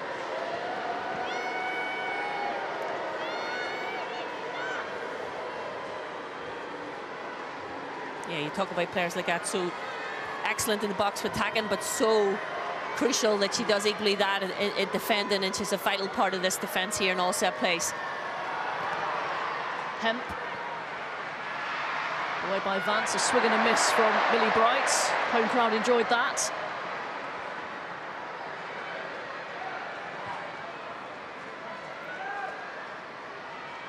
It's Hemp away from Vance, straight at Burns.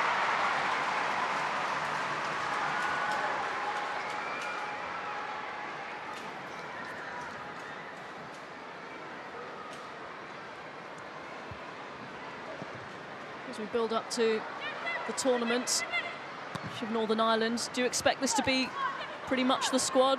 Any more ins and outs, do you think, as we come into July? Injuries permitting, of course. Yeah, he's got to still maybe 1 or 2 to come back that he'll evaluate. Again, you highlighted it before, a third goalkeeper as well. So I would say, you know, he's probably, as any coach, maybe has a fair idea, but again, he's always challenged his players in the full-time programme, that the doors are never closed. You know, you keep performing. Our domestic league is about to start next week, you know, so we get another opportunity to see them playing in their clubs, and then hopefully then by, you know, June he'll have it nailed down. Challenge on bronze, and that's a very pertinent point, actually, Gail, that a lot of these players are in sort of pre-season, maybe not up to their full fitness, fit and firing, match practice, etc.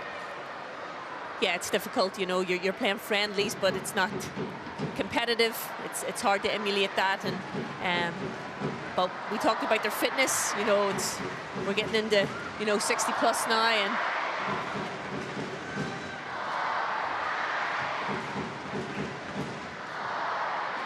we expect to see a change for Northern Ireland, do you think? I think so. I think he'll make a change in the midfield. I saw McLaren just warming up not so long ago, and maybe possibly change the shape. Oh, here's Hemp. Oh, that is beautifully done.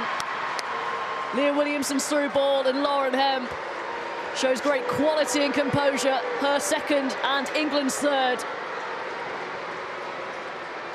A player absolutely brimming with confidence. Goal for England in the 60th minute, number 11, Lauren. It's just really good play from Leah Williamson. She drives into midfield and then finds a really good pass between the centre halves, and the run here from Hemp from out to in, just between the defenders, takes it round the keeper. A fantastic finish. This is what I think England miss when Leah Williamson don't play in centre mid. She's able to drive with the ball with those long legs. She makes up ground, eats up the grass, and then finds passes like this, split passes between defenders. And an on-running Lauren Hemp just rounds the keeper and puts it away. Yeah, and it's the speed that she does. It's excellent. It's a quick touch and a fine finish. And I know when we were preparing to face England in Wembley, Williams was one of the ones that we really targeted. We do not want to have on the ball because she can pick a pass. She's athletic. She can drive into the space, like you said, Farah, and she showed her real quality there. Changes for Northern Ireland. Rachel Furness off, and Chloe McCarron is on, and Lauren Wade also withdrawn, and it's Kirsty McGuinness who's coming on. Yeah, and you'll see Chloe McLaren just really slot in and in front of the back two there. She plays a really good 6 role, and Kirsty McGuinness, she's no stranger to this crowd, and she'll play high up the pitch.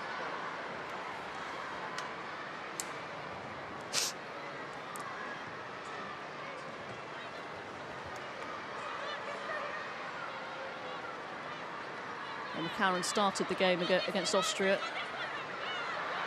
Showed some good touches. And also McGuinness, tricky winger.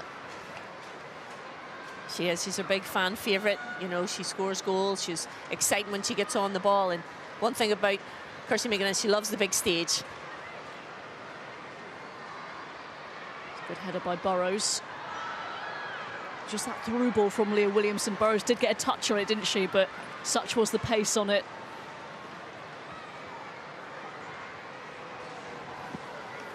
And changes too for England. Rachel Daly and Beth England ready to come on.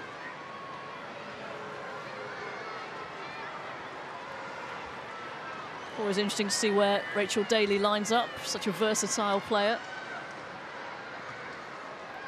Yeah, she is really versatile. I think England see her as a full-back, whether that be as a left-back or a right-back. I think, you know, and credit to Rachel Daly, she's able to, you know, be versatile, go and play in America as a striker and come back to England and show great qualities in those full-back areas.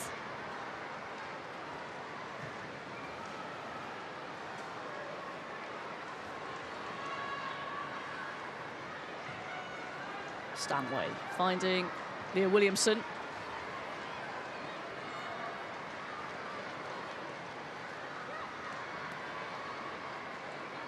Here's Mead. I'm trying to thread the ball through an eye of a needle. McCarron gets the interception. It's much better from England. The way they're passing and moving, there's runners off the ball, you know, making it really difficult for Northern Ireland. They look more fluid with the ball when they play like this.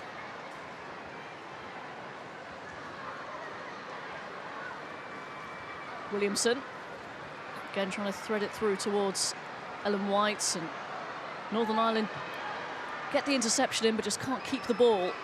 Yeah, and they just need to push up a little bit higher because they can't seem to get the press, you know, they can't seem to force England into mistakes like they did in the first half. And touch from McGuinness, bit of a heavy one though from McGill.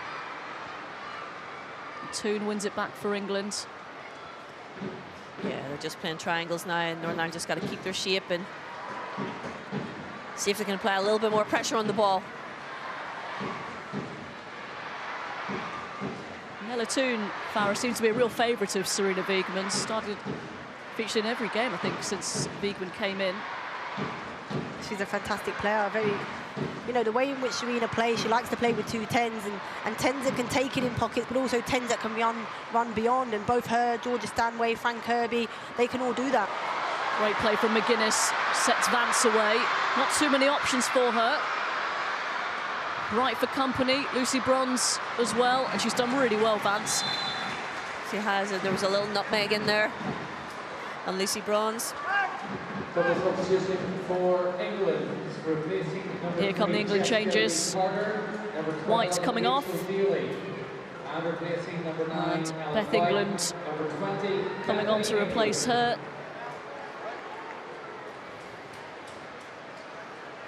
scored against Northern Ireland in the reverse fixture. And Jess Carter also coming off for Rachel Daly. So there'll be a straight swap. Left-back duties for Rachel Daly, with Houston Dash. It was McGuinness, stolen from her by Stanway. Toon. Andrews was dispossessed by Mead. The early ball out wide.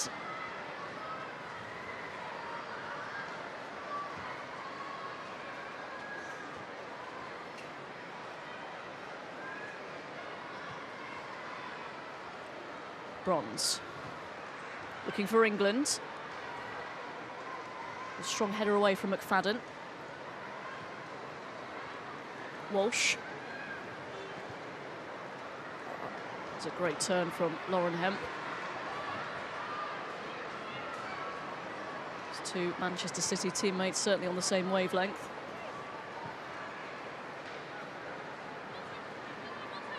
Here is Daly. And Mead dispossessed. And out of play, Abby McGee. With aggressive play.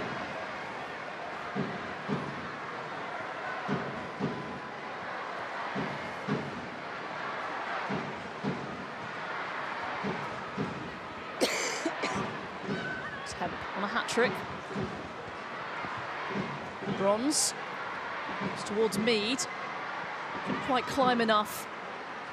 Goal kick for Northern Ireland. Yeah, just goes to show you how hungry England are. You know, Beth Mead just chasing that down and looked like a nothing ball, and we managed to get a head on it and then chased it down again. And you know, Northern Ireland still have to be resolute in defending because there's danger in a lot of areas.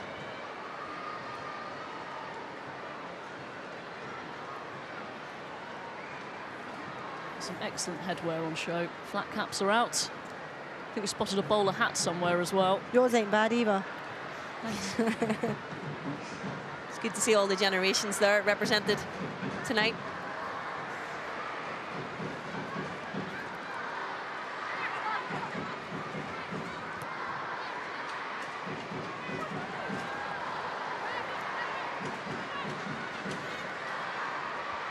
So a reminder that Northern Ireland, with this result, their chance of qualifying for next year's World Cup in Australia and New Zealand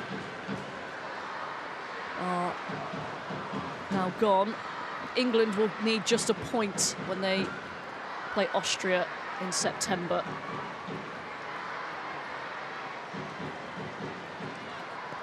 To confirm their place.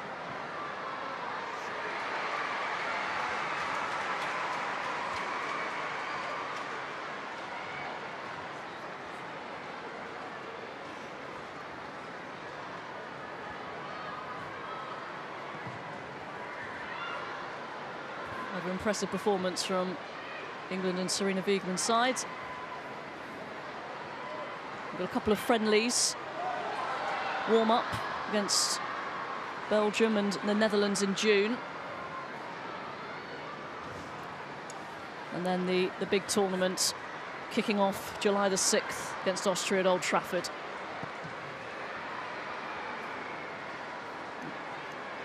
Still tickets for that one. We need to get that one sold out. The opening game at Old Trafford. I know the other two group games have been sold out for this England team, so let's hope we can get Old Trafford sold out. Fantastic occasion. I think the Euros are going to be fantastic in England. You know, the 7 or 8 teams that potentially could win it. It's going to be the most competitive tournament to date.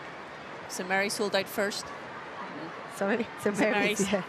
Every game sold out first. Big Irish fans, eh? Yeah. Northern Ireland will be setting up camp on the south coast. It's another goal for England. Really well worked. And Georgia Stanway fires in. England's fourth.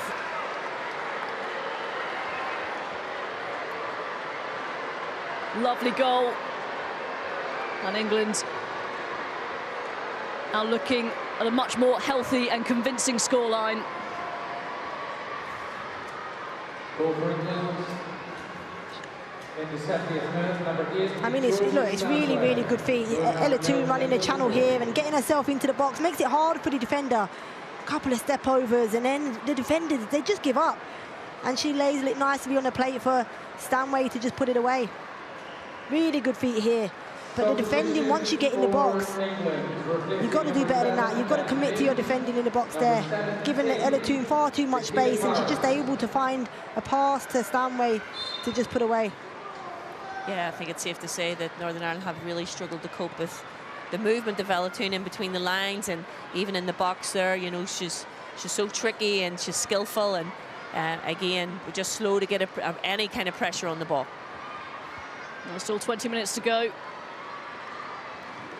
Now the same scoreline as it was at Wembley with the reverse fixture in the World Cup qualifiers. Nikita Paris on for England.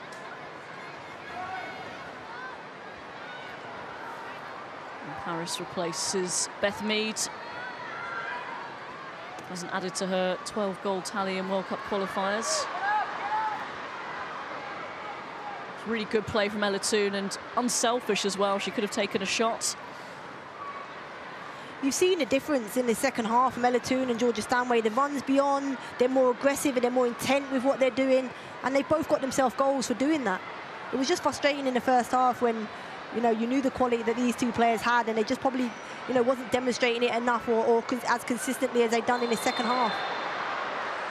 Well, Demi Vance is going to receive the first yellow card of the game, pulling back Nikita Paris. Sign of frustration, perhaps. She's lucky to have gone 70 minutes without a booking. You know, she's done a few of these throughout the game. Clever fouls, smart fouls, and eventually, you know, she takes the yellow card. Really good running from Nikita, though. Great ball. She gets beyond the defender, Vance, and she has to bring her down. And Far, you were just talking about England in the second half. That was quite similar at Wembley, you know, where Northern Ireland did such a good job in the first half and contained them, but it kind of took England to get to half-time for Serena Weigmann to kind of maybe get her instructions on. Do you think that might be something that England need to work on, to be able to start a little bit faster? You know, with these Euros, you can't start slow, or other teams will be able to, you know, capitalise on that. Yeah, definitely. I think they have to identify themselves. I think they have to understand and try and recognise what the opposition are giving them. I think they didn't recognise that in the first half, the spaces that they could have exploited, and they've had to wait until half-time to be told that, it seems. Stanway takes a deflection. The corner kick is given. Williamson didn't quite make contact.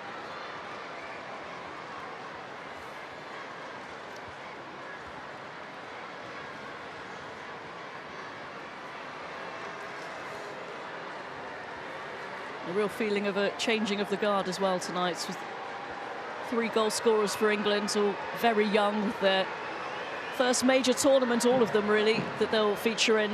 You know, Stanway will play a bigger part this time around than she was in France in 2019. Here comes the corner. It's a miscue. A header away from Vance. Another corner. Yeah, just a wee slight change to Northern Ireland's shape there. They've got Callahan on the post, where before they didn't have any players on the post. And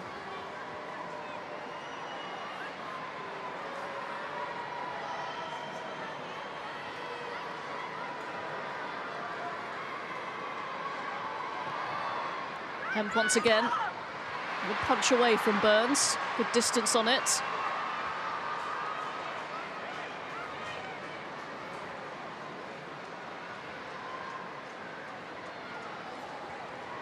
Northern Ireland getting ready to make a double change. yeah, it's good to see Rebecca McKenna and Nadine Caldwell coming on. Nadine will strengthen the midfield for Northern Ireland. And coming off, number 13, Kelsey Burrows. Being replaced by number 2, Rebecca McKenna. There's Rebecca McKenna of Lewis, regular for the championship side in England. Jolie Andrews coming off. Good experience for her. yeah, we just saw Kelsey Burrows go down earlier there with cramps, struggling to come off the pitch. She's done excellent. again at Wembley. I thought she was brilliant. Young, but really, really wise head on her young shoulders. And Nadine Caldwell coming into the midfield, you know, she has plenty of experience and she'll strengthen up hopefully that midfield for the last 15 minutes. And Nadine Caldwell scored the goal that sealed their progress to the Euros. Northern Ireland with a two-legged playoff against Ukraine. It's a poor pass from Bright, and McGill have a run on this. Straight into the action, McKenna. A good challenge. And England throw. And you just saw the intent of Northern Ireland. They would love to give this crowd a goal, and I think there was 5 players in the attack, and unfortunately Rebecca McKenna just couldn't get it out of her feet just to play that early ball. A few mistakes creeping in, but Kira Walsh makes up for that one. Toon. Here's Hemp. She's got Beth England through the middle. That's a lovely pass from Hemp, but England can't quite stretch enough.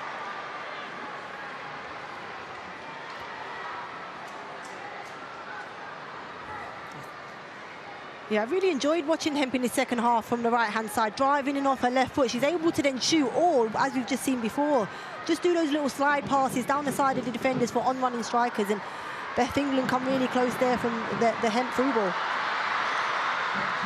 McKenna. Just sold the pass a bit short. England back in possession. Yeah, I'd like to see Rebecca McKenna get on the front foot with fresh legs and run it daily there.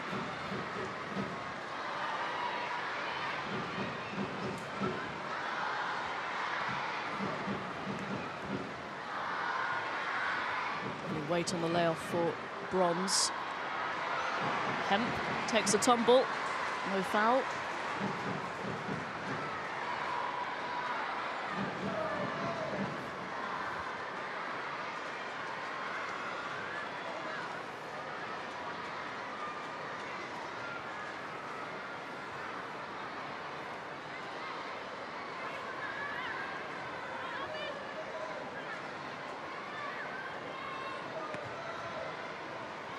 Bright's clearance nearly fell for Paris, out for a corner.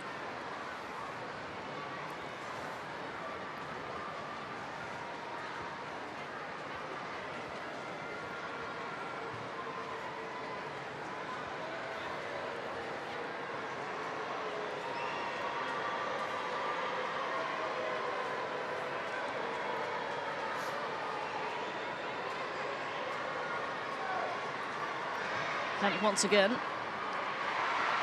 defended well at near post. Toon.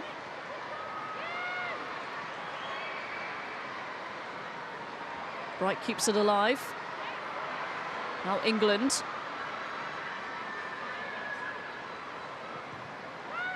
And Bright's cross. Good win in the air from Hemp. And it's crept in.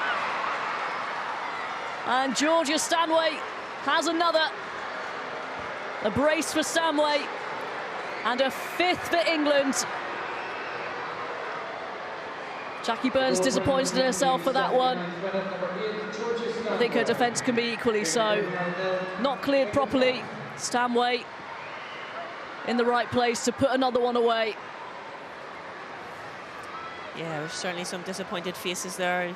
Just feeling inside the box, we have to get tighter, and you know, we have to rack first. And Jackie maybe be disappointed she just didn't move her feet quick enough to get across. But I think you have to give credit to Stanway. She's pounced on it, and England have been very, very clinical in this second half. I thought the ball from Millie Bright was a bit deep. Lauren Hemp does really well to, you know, get herself up and, you know, and keep the ball in play and head it back into a danger area for Stanway to come onto. And as you mentioned, a fantastic finish from Stanway. Here's McGuinness. Callahan venturing forward.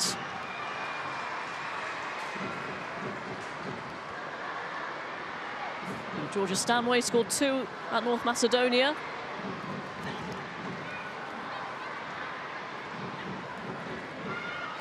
She scored 2 again tonight.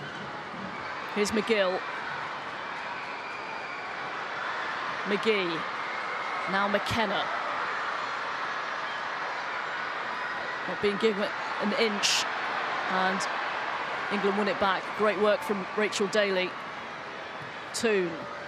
And now Paris. Up against Vance. Tries to deliver it to Beth England. Yeah, I've been really impressed by Rachel Daly. It's frightening to think that she's not always an automatic starter. She's composed there, you know, she's clinical when she passes the ball, and she just gives England a real reassurance.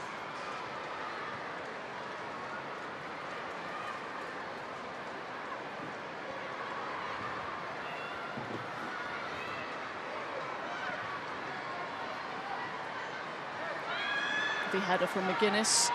Callahan. And Caldwell, good run.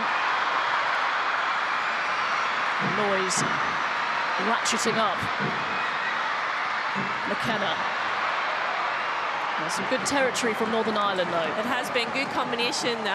McGee and McKenna, both old teammates at Liverfield, and they're showing good understanding with each other, but a fantastic run from Caldwell, and that's when she gives you, you know, her fresh legs there, being able to get the switch, and Northern Ireland are able to move up the pitch. A substitution for Northern Ireland before this is taken. And McGee's coming off. And Cara Hamilton coming on. A defender for a forward. As you said, Gail clearly wants this team to give the crowd something to shout about, and I believe that's their first corner of the game. Hopefully this is it. It's been a long time since 1985.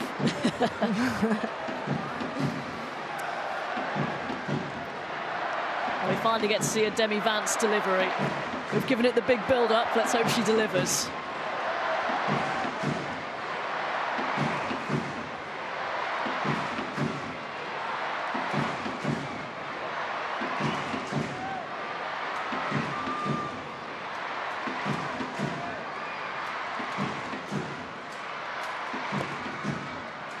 Vance deep, looping.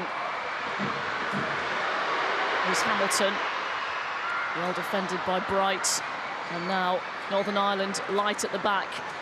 Paris brings it away. Toon can't quite return the pass.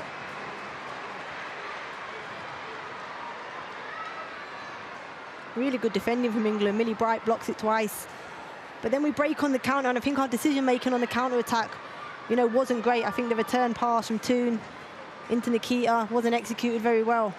I think we could have got out on the opposite side with Beth England.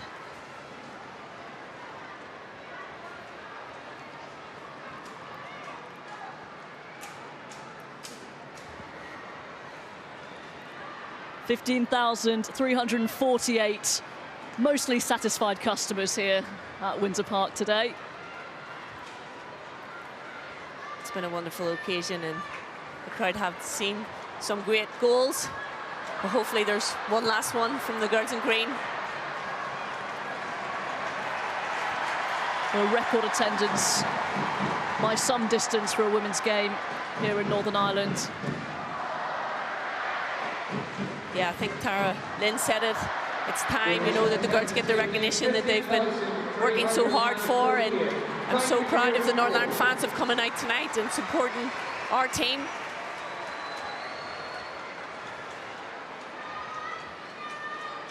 And we've seen attendance records being smashed recently all over the place for the women's game. It's great to see, great to be a part of. I think with the game, when it's marketed well, I think the crowds will come out, and you know, tonight's a, you know, even more proof of that. You know, 15,000+ coming out here tonight to, you know, support Northern Ireland.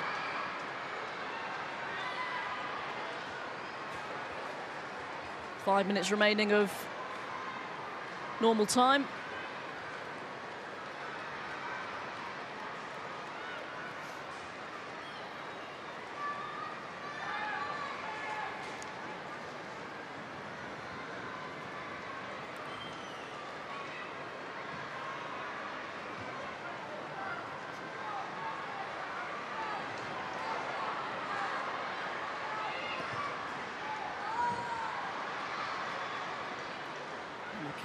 Can't keep hold of it. A loose pass from Toon. Nicely played by McKenna. Sends it forward towards Callahan. And the flag is up. Great skill there by McKenna, just show composure, just to turn outside. And again, Farah's alluded to it earlier, it's a really good, strong England back line, and they've held it well. And Georgia Stanway off, a couple of goals for her. Here's their second. Beautiful play by Ella Toon in the box. And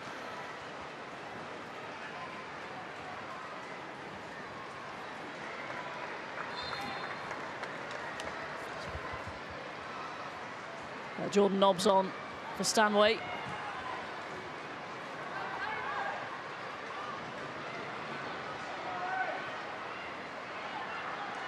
Here's Hemp. Good run. Didn't quite get hold of that shot. On a hat-trick, why not? yeah, look, really good run. I've just said it before. I've really enjoyed watching Hemp out on his right-hand side, cutting in onto her left foot and getting strikes away. I think I'm excited to see Jordan Nobbs back on the pitch for England. It's been a while for Jordan, you know, to get that England shirt back on. What she definitely will do will make them runs beyond that we've spoken about, that the midfielders, you know, we were crying out for in the first half. I think she will just join that now and, you know, continue to do what Georgia Stanway and Ella Toon have been doing in the second half. It's just crept out of play. 3 minutes remaining. It's been another comfortable World Cup qualifying win for England.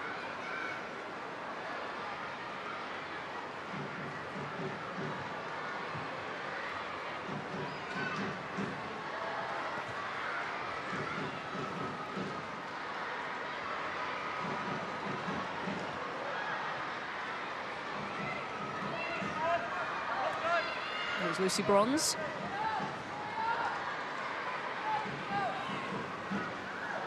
And Williamson.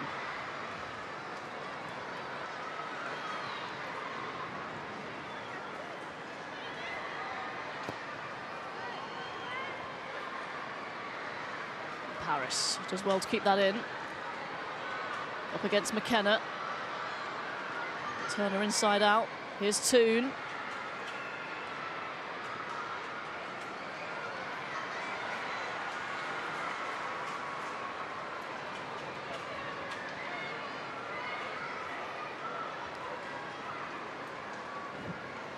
Satisfying night's work for Georgia Stanway.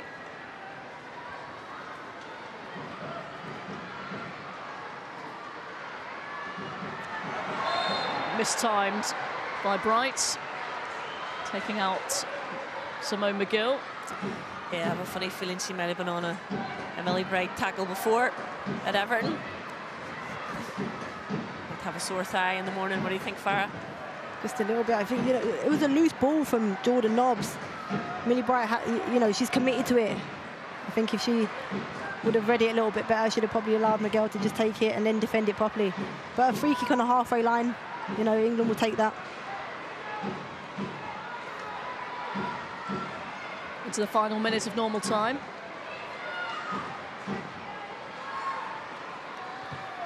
And Vance sends it to the edge of the box. It's McKenna.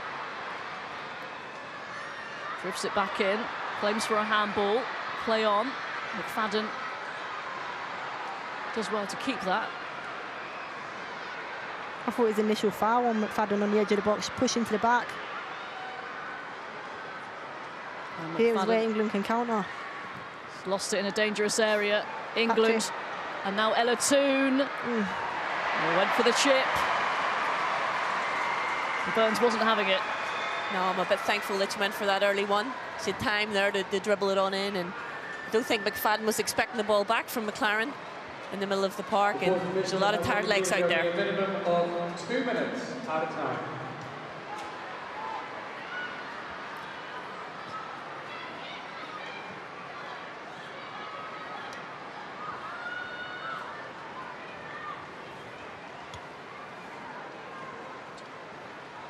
2 minutes of time added on. And another learning experience for Kenny Shields and his team.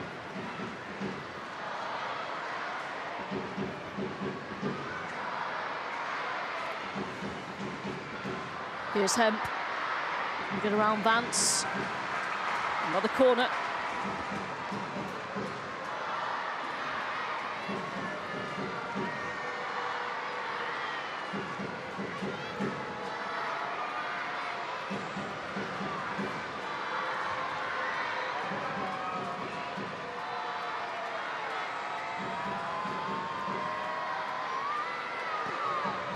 Hemp's corner.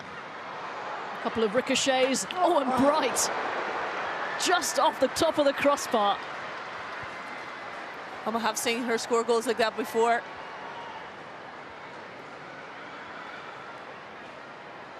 She's just leaning back, isn't she, Millie Bright? She hits it and it goes up onto the crossbar and over. But yeah, we've seen her score goals from there, and we saw it in the Arnold Clark Cup against Canada. Arnold Clark. It's changed now, Golden Boot winner. Oh, I'll yes, have you know. This is true. The inaugural one. Great to see her alongside Alexia Putellas picking up that award. I mean, I remember I was there handing it out as Millie Bright, you know, Putellas was saying you can have it, and to the delight of Millie Bright, she took the trophy and walked away. And why wouldn't you? England take another ginormous step towards qualification for the World Cup. Cruise control once again for Sarina Wiegman and her England team. Another game unbeaten under her charge. 2 goals for Lauren Hemp, 2 for Georgia Stanway, and 1 for Ella Toone. The youngsters coming to the fore ahead of this summer's European Championships. Northern Ireland held out well, but in the end, clinical England just had too much for them. They'll meet again at the Euros on the South Coast on July the 15th. Full time here at Windsor Park on a momentous occasion, a record crowd for a women's game. Northern Ireland 0, England 5.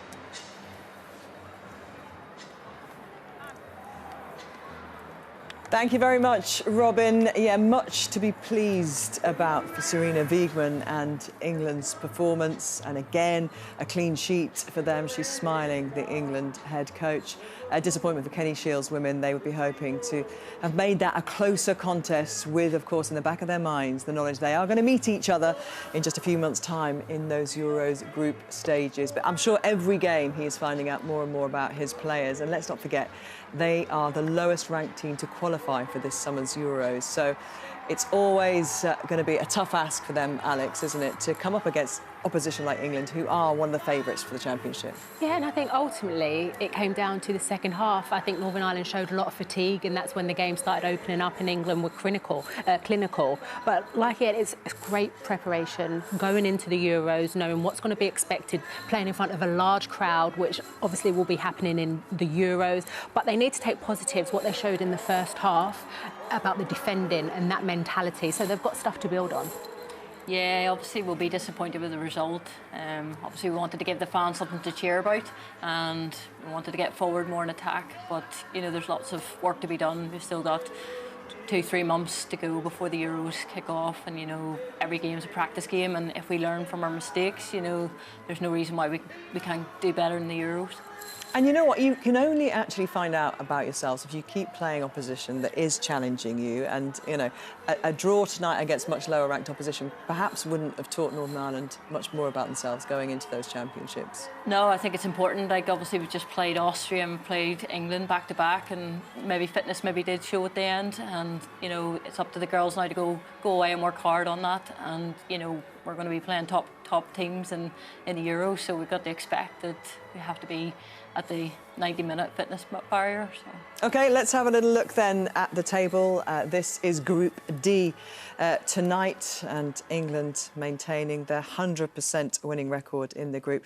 Still haven't conceded a goal, as I said, and the Lionesses now just need a point in their next qualifier in Austria in September to reach those finals for the 5th time in succession. Unfortunately, the playoffs are now out of reach for Northern Ireland due to their inferior head-to-head against Austria, as we've said, so they are definitely out. So all their focus will be on those European Championships. It did become a bit of a rout in the end, and England started to make things look very easy, didn't they, when Ella Toone got on the scoreboard? And I like that side of England, being ruthless and being unapologetic about it. And it's the examples that we like. Lucy Bronze at her best, when Lucy is getting on the ball, driving. Look, when she has this space, she's so powerful when she's on the ball. But I like the amount of options that Lucy's got to choose from, bodies wanting to get forward and in the box. And when Lucy gets into these sort of positions, where she's different and world-class is picking out the right ball at the right moment. And Ella Toone actually as well, because we're saying about numbers getting into that box, but you don't want to arrive too early and be standing waiting. She arrives just at the right time, and it's a great overall play from England. But once again, it's Lucy Bronze at her best, which we've seen from her over the last couple of years, being so powerful and driving down that right channel. And she has been one of England's best players for many, many years. But what Robin said, actually, there was something I was thinking towards the end and said to you, what's interesting is how many of these young players have come through since 2019, since that impressive World Cup run. Yeah. And actually, you said the last year, with a delay to this tournament because of COVID, has brought those young players even further up their international progress. It's all boding very, very well for England in terms of the rise of the talent. Yeah, it's really exciting when you think about just this last camp. Ella Toone, Lauren Hemp, even Beth Mead in that. I think it's a really exciting time that what we're seeing from these younger players is the confidence in being brave on the ball. And I think within this England set, what Serena Wiegmann is doing them, allowing that when they get in 1v1 areas, have the confidence to take someone on, make something happen. And we're seeing that, and that's why England are creating so many chances. OK, well, let's hear now from Georgia Stanway. She is with Joe Curry.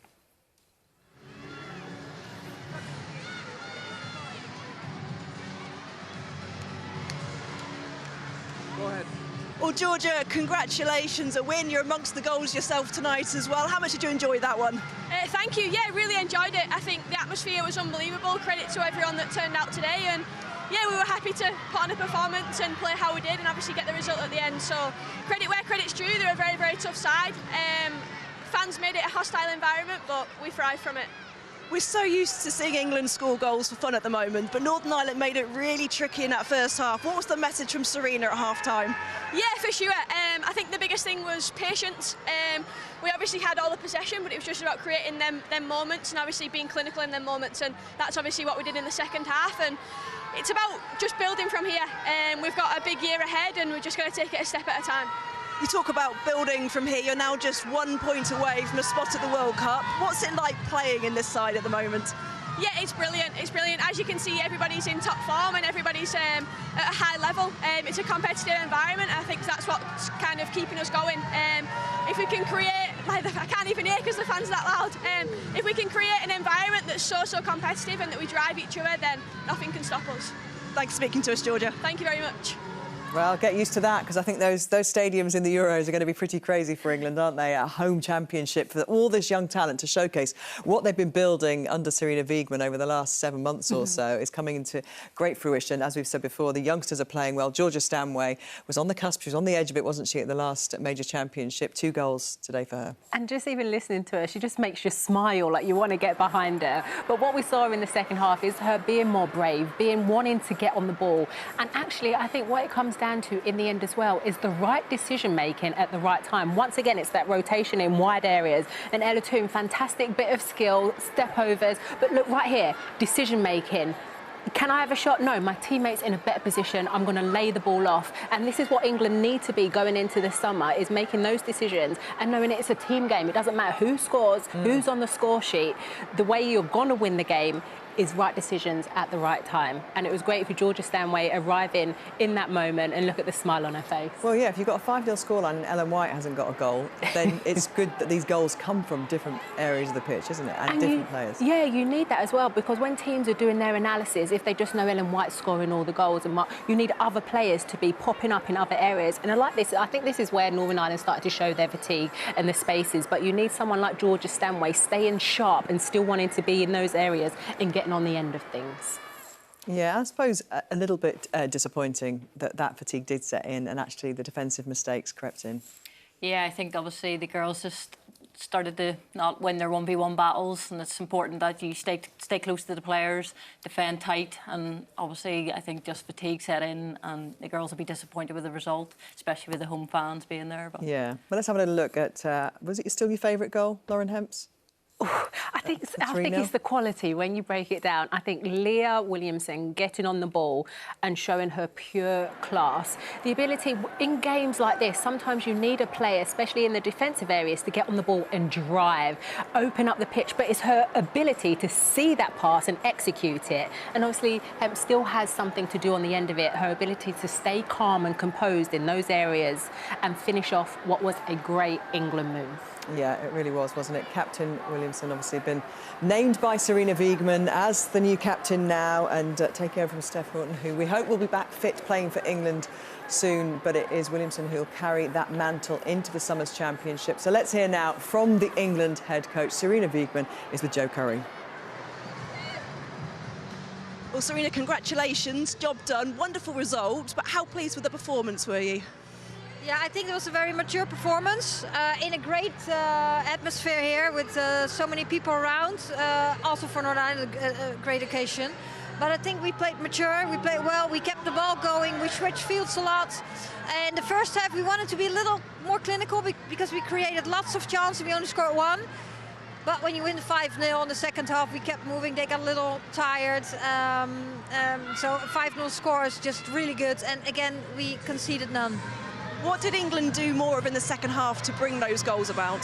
Well, I think that's a combination. Well, we finally scored, but we tried to keep doing. Actually, we thought we played well the first half, and they had to run so much that we could expect they would be a little more tired and there would come a little more space. So I think that was mainly the thing what happened. We just kept on going. Well, and when at the end they substituted a lot, and we did, so that the speed of the game dropped a little bit. But, well, when you're 5-0 up, it's okay. Well, well done for tonight. Thank you for speaking to us. Thanks. Big smiles for Serena Wiegmann. Let's give you the details of Scotland versus Spain at Hampden in Group B. And, well, Scotland, of course, beaten by them 8-0 earlier in qualifying, fell behind 13 minutes into the game. Spain's record scorer, Jennifer Hermoso, netted her 44th international goal from the spot.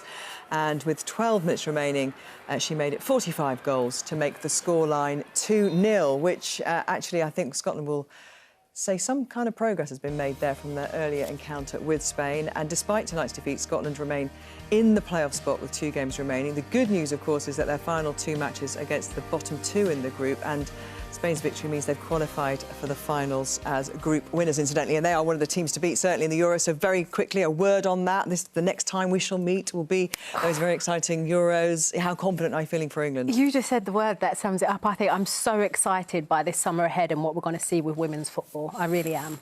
And in spite of tonight's result, you're still full of it and excited and getting yourself fit to be in that squad. It's going to be our first Euros, so we're going to look forward to everything. You know, it's going to be experience, the moments, you know, we're just going to share them all together and, you know, hopefully we'll get some results. Well, Ashley, thank you for joining us tonight. We want to see you in that squad in the summer, but you're welcome back anytime. Alex, as always, a joy, thank you.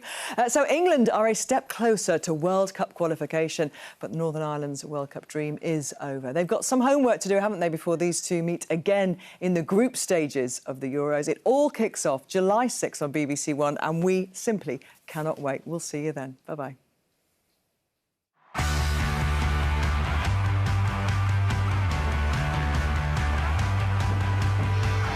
Windsor Park is absolutely rocking.